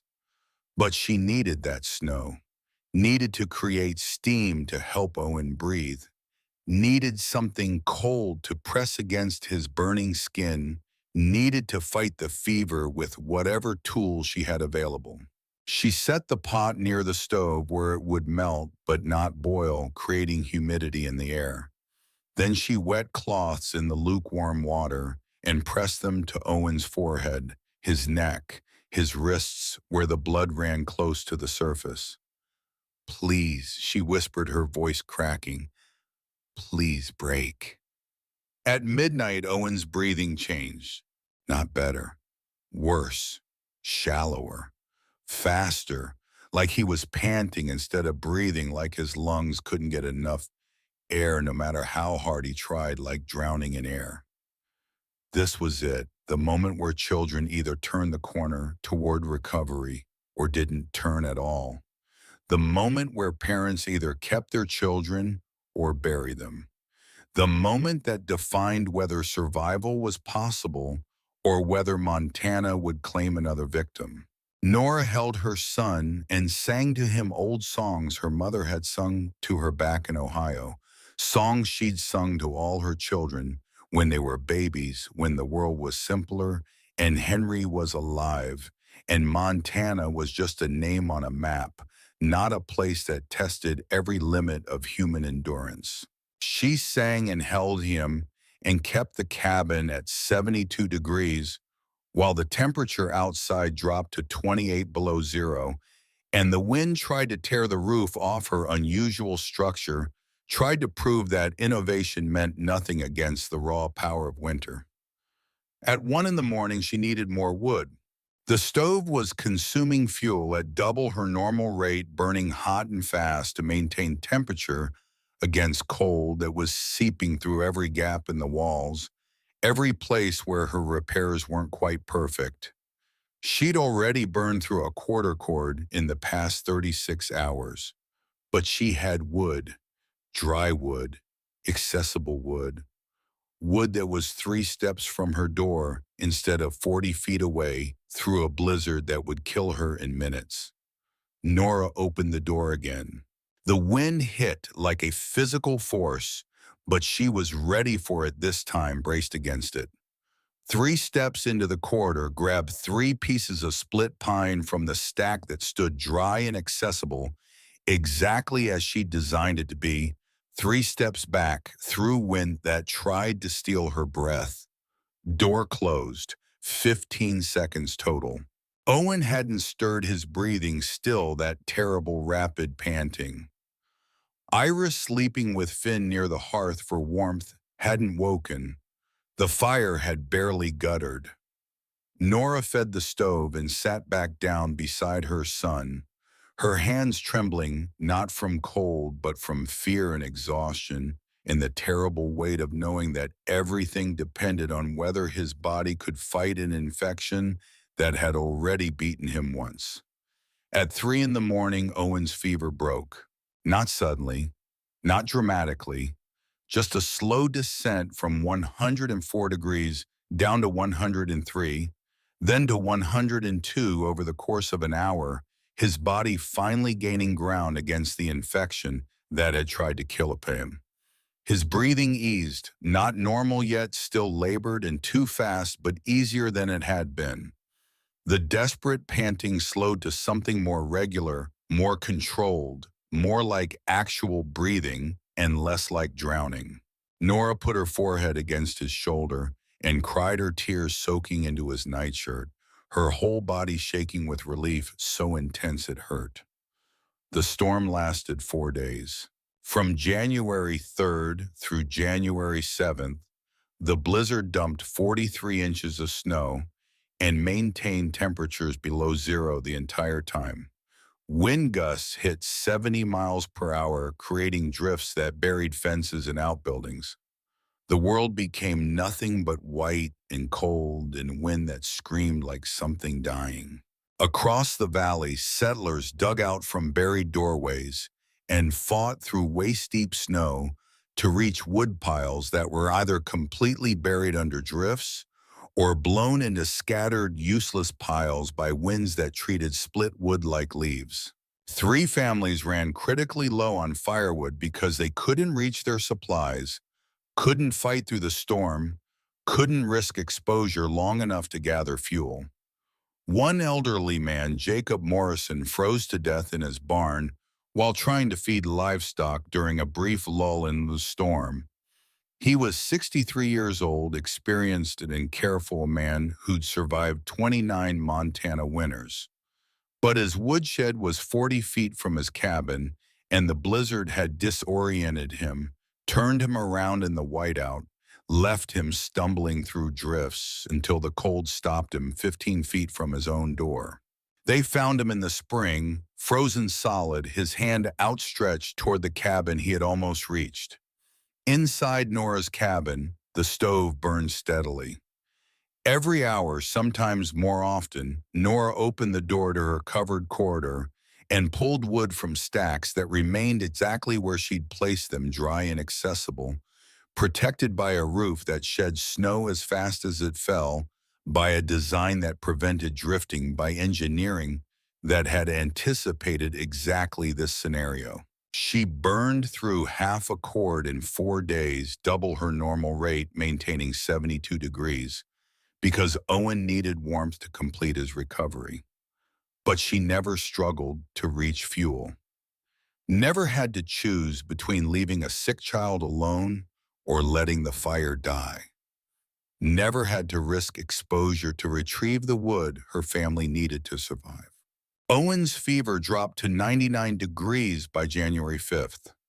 By January 6th, he was asking for food. By January 7th, when the storm finally cleared and the sun emerged to reveal a landscape transformed into a white desert, he was sitting up and complaining that he was bored and wanted to go outside. On January 10th, 3 days after the blizzard ended, Silas Granger appeared on snowshoes. The old man broke trail across the valley, moving with the slow determination of someone who'd done this many times, checking on families, assessing damage, bringing news of who'd survived and who hadn't. He arrived at Nora's cabin mid-morning and stood outside her structure for 5 full minutes without speaking. He walked around it twice, his white beard collecting snow, his pale eyes studying every detail. He examined the roof, the posts, the corridor where firewood was stacked inaccessible. He noted how little snow had accumulated in the covered space, how the design prevented drifting, how the wood remained dry despite 4 days of blizzard. Finally, he knocked on the door. Nora opened it, surprised to see him, but not surprised that he'd come.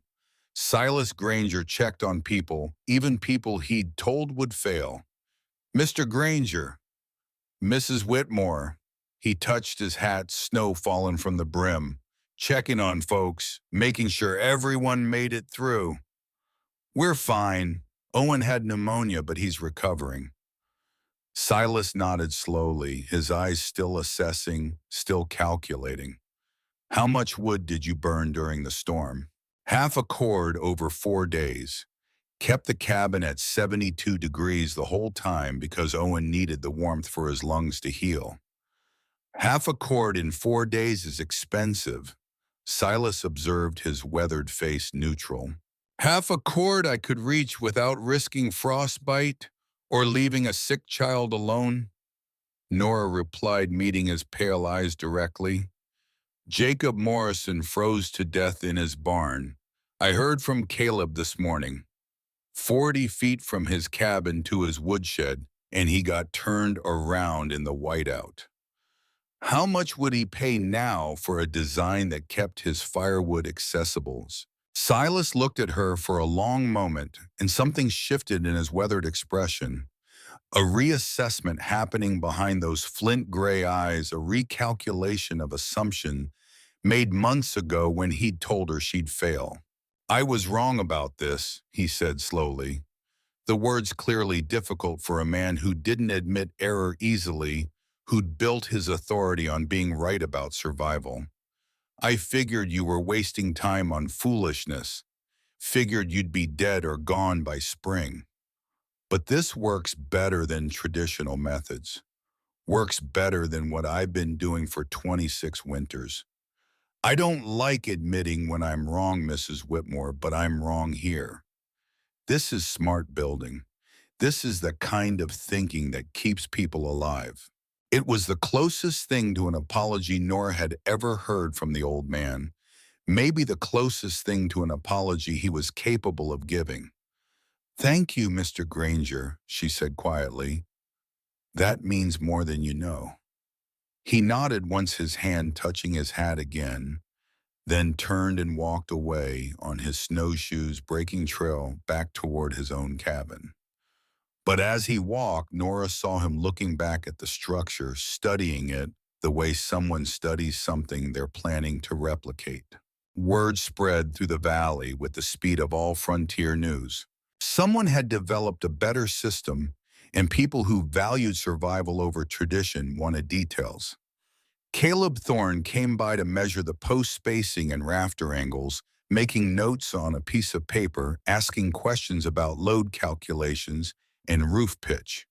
Reverend Mercer stopped to examine the structure and admitted with obvious discomfort and visible effort that perhaps the Lord inspired wisdom in unexpected forms, that perhaps tradition wasn't always the same as truth. Even Mabel Kinsley rode out from Unionville on a borrowed mule to see what had kept people talking through the winter, what had saved the widow everyone expected to fail.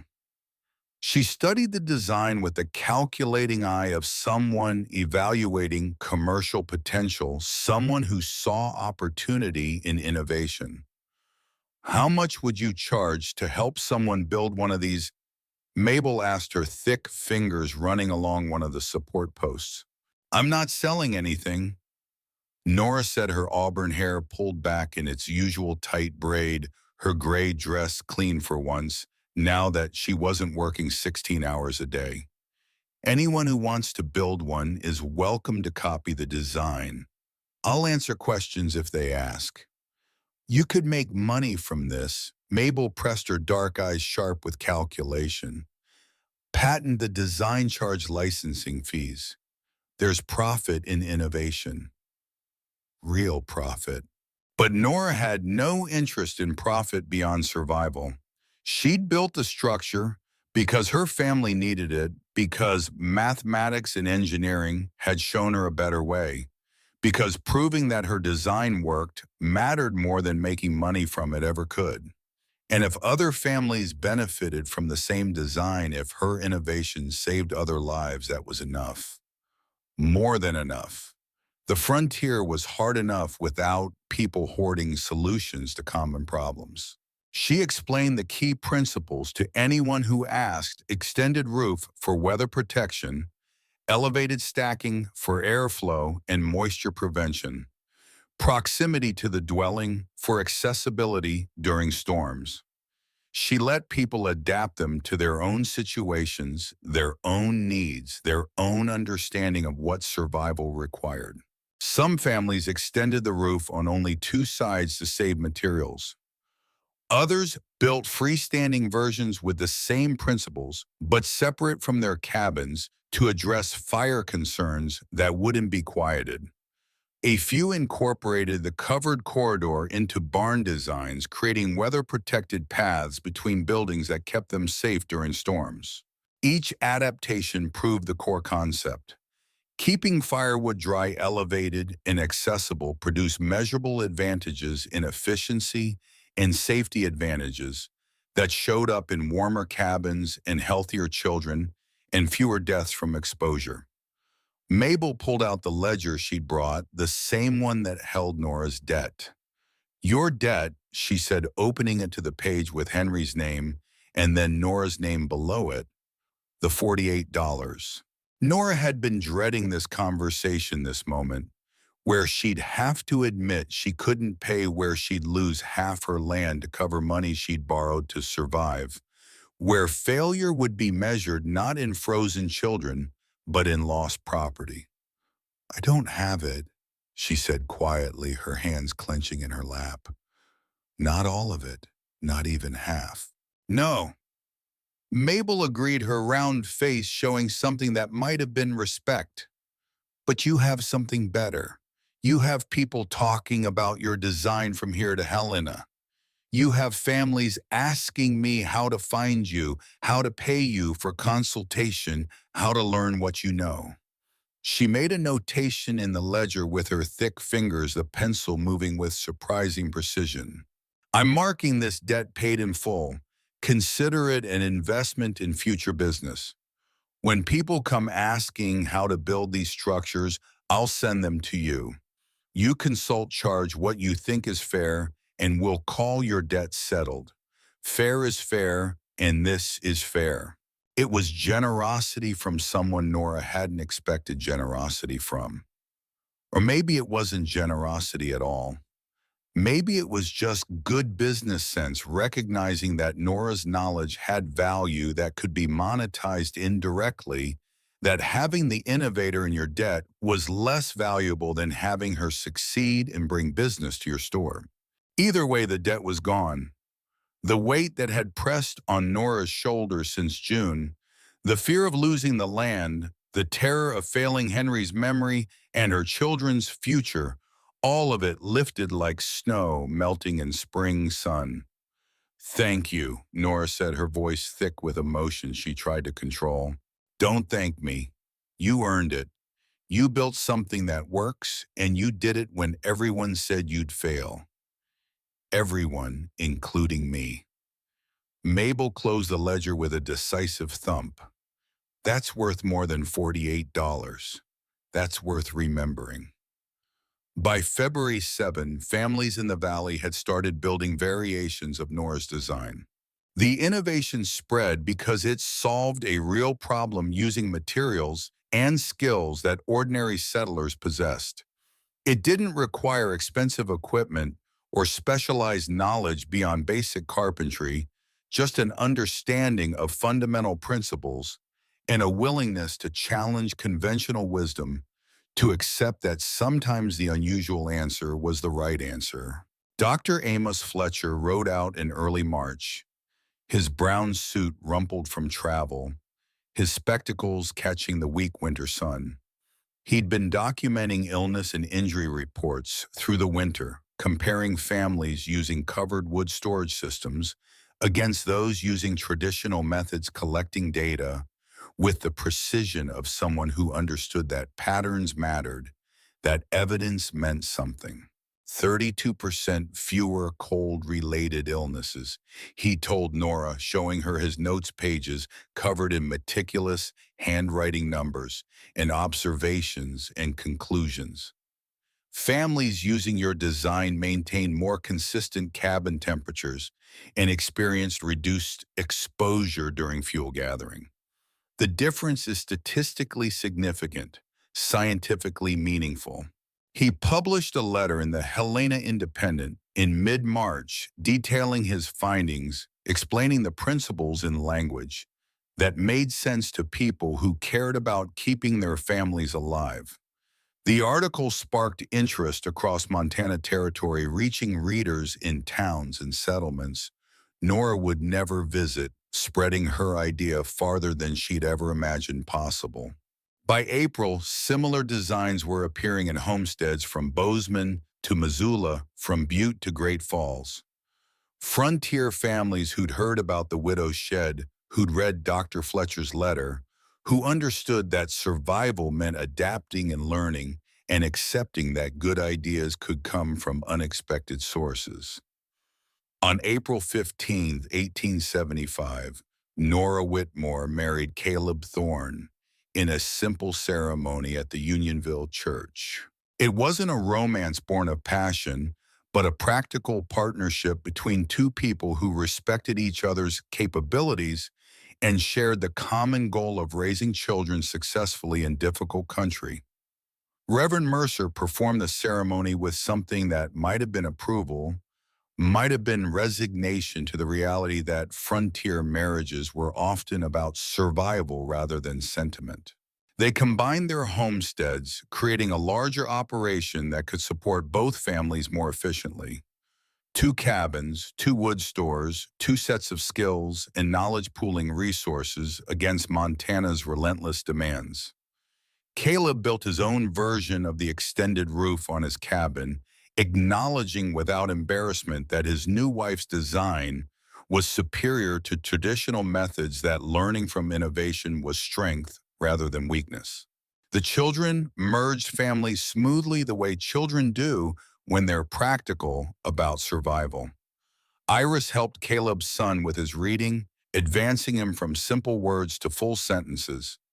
Owen and the boy became inseparable, running through the valley together, fishing the creek, exploring the forest with the fearlessness of children who'd survived winter and felt invincible.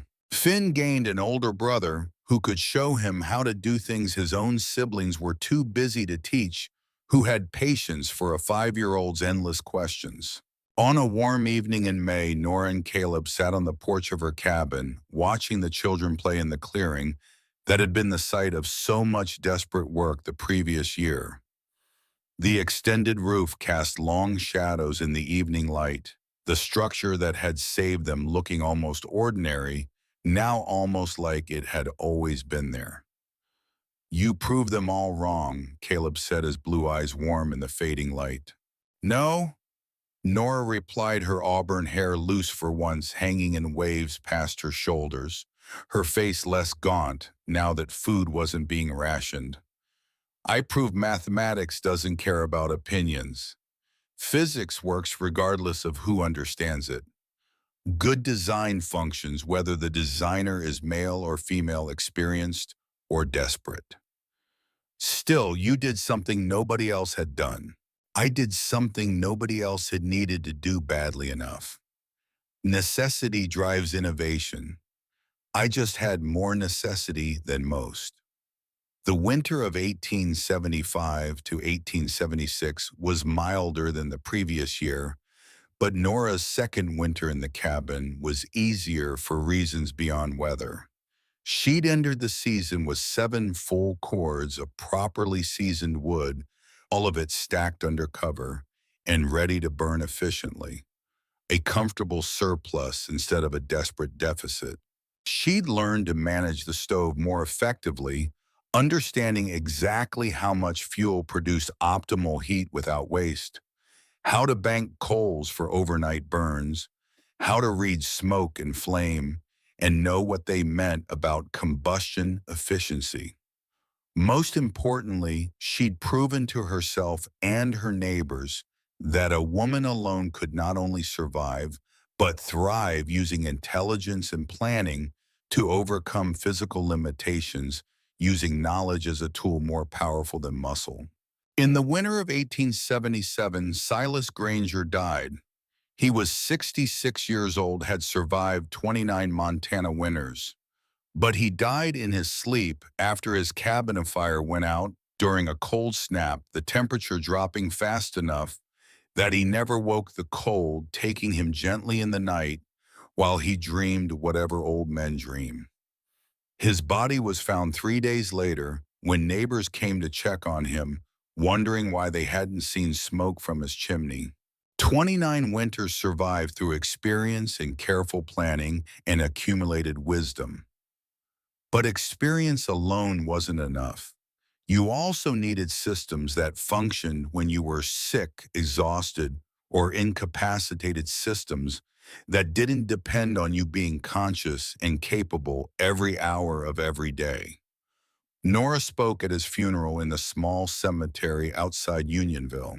Silas Granger taught me that surviving Montana takes more than muscle, she said, standing before the rough wooden cross that marked his grave. It takes systems that work when you're sick, tired, or unlucky. His skepticism made me prove every calculation. His doubt forced me to be certain. He could have been kind, could have offered encouragement. Instead, he offered truth, and truth, harsh as it was, made me stronger. I owe him for that. By 1880, covered wood storage was standard practice across the region. The innovation never made Nora famous beyond the valley, and she never sought recognition beyond the quiet satisfaction of knowing her idea had saved lives.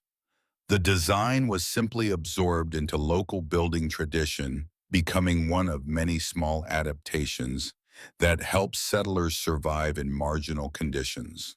Newcomers to the area assumed it had always been done that way. The origin story faded as the innovation became standard practice, which is how most practical improvements disappear into the background of daily life, unremarked and uncelebrated. Modern eco-home designers have rediscovered similar principles, building passive solar structures with integrated thermal mass and weather-protected resource storage. The specific materials have changed from logs and shakes to concrete and steel, from hand-cut rafters to engineered trusses, but the underlying logic remains identical across centuries. Keep essential resources dry, accessible, and close to where they're needed. Minimize exposure during adverse conditions. Use structure itself to solve problems rather than relying on human effort alone.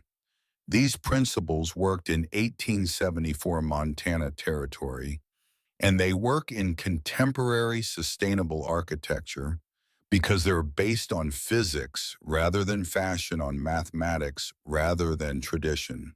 Nora Whitmore lived until 1923, dying at age 81 in the same valley where she'd arrived as a desperate widow 50 years earlier. Her obituary in the Helena Independent mentioned her work with the local school board and her contributions to the Methodist Church, her marriage to Caleb Thorne, and their combined success in ranching. It didn't mention the wood storage design that had saved her family and influenced building practices across the region. The innovation had become invisible through success, integrated so thoroughly into local tradition that its origin was forgotten, which is perhaps the highest compliment an innovation can receive.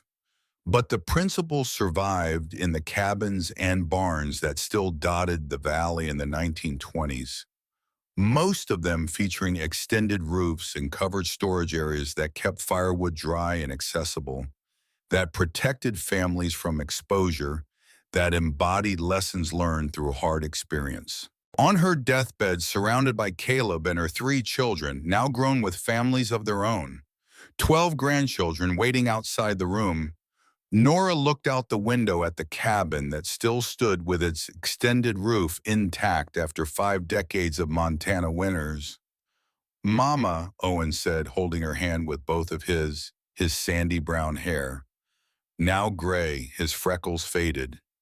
Do you remember that first winter, the blizzard? Nora smiled, the expression taking effort through the weakness that filled her body, through the fatigue that came with 81 years of living. Every single day, sweetheart. You saved us with that ridiculous shed. Iris said, tears running down her face, her green eyes bright with grief. Her auburn hair, so like her mother's, was white now, pulled back in the same tight braid Nora had worn all those years ago. No, darling. Nora's voice was barely a whisper, now fading like smoke. BTU calculations saved us. Airflow and moisture prevention, and understanding that design matters more than a tradition. And a father who taught his daughter that smart beats strong every single time. She closed her eyes for the last time, and the woman who'd built something revolutionary passed into history, largely forgotten by everyone except the people she'd directly touched, the families she'd helped, the valley that had tried to kill her and instead learned from her. The shed that ate the cabin looked strange to people who valued appearance over function, but it kept firewood dry through the worst winter Montana Territory had seen in a decade, through blizzards that killed experienced settlers and buried traditional wood piles under snow that wouldn't melt until spring. By 1880, nobody remembered who built the first one. The design had been copied, modified, adapted, and integrated into frontier building practices so thoroughly that its origin became irrelevant, forgotten like the names of people who'd first learned to bank fires or build chimneys or stack wood properly. In the decades that followed, similar designs appeared across the Northern Territories and beyond. The Norse had built turf-roofed structures with integrated storage for centuries, understanding that proximity and weather protection were survival necessities in harsh climates. Native American tribes across the northern plains had developed lodge designs that incorporated fuel storage within the living structure, recognizing that exposure during storms was a primary killer. The Transcontinental Railroad workers in Wyoming had built snow sheds over tracks using the same principle Nora had applied: extend the roof to protect what matters most. Good ideas emerge independently across cultures because the underlying problems are universal, and effective solutions follow similar logic, follow the mathematics of survival that don't change based on who does the calculating. Sometimes the best ideas disappear into common sense through success becoming so obviously correct that people forget there was ever a time when things were done differently. That's not failure. That's immortality. The extended roof that Nora Whitmore designed in desperation, built in defiance of conventional wisdom, and proved through the hardest winter of her life, became so standard, so obvious, so integral to frontier architecture that within a generation nobody questioned it. They just built it because it worked, because function mattered more than erudition, because survival demanded adaptation and intelligence and a willingness to learn from anyone who had something worth teaching, even if that person was a 31-year-old widow with 3 children and no muscle to speak of. Nora Whitmore figured that out in 1873, and 50 years later, her design was still keeping families warm, because good ideas don't need recognition to be valuable, don't need monuments or fame or historical markers. They just need to work. And this one worked so perfectly it became invisible, absorbed into the fabric of frontier wisdom, taught by fathers to sons and mothers to daughters, without anyone remembering the desperate widow who'd risked everything on mathematics and engineering, in the stubborn belief that intelligence could triumph over circumstance. The frontier rewarded that kind of thinking, not with fame or fortune, but with survival and the quiet satisfaction of knowing you had solved something real, something that mattered, something that would outlive you even if your name didn't. Nora's neighbors had laughed at the shed that rounded her cabin right up until the blizzard proved them wrong, right up until Jacob Morrison froze to death 40 feet from his traditional woodshed, while Nora kept her cabin at 72 degrees without ever stepping outside. After that, they stopped laughing and started measuring post spacing, started calculating roof pitch, started building their own versions, because wisdom on the frontier wasn't about pride or tradition or what had always been done.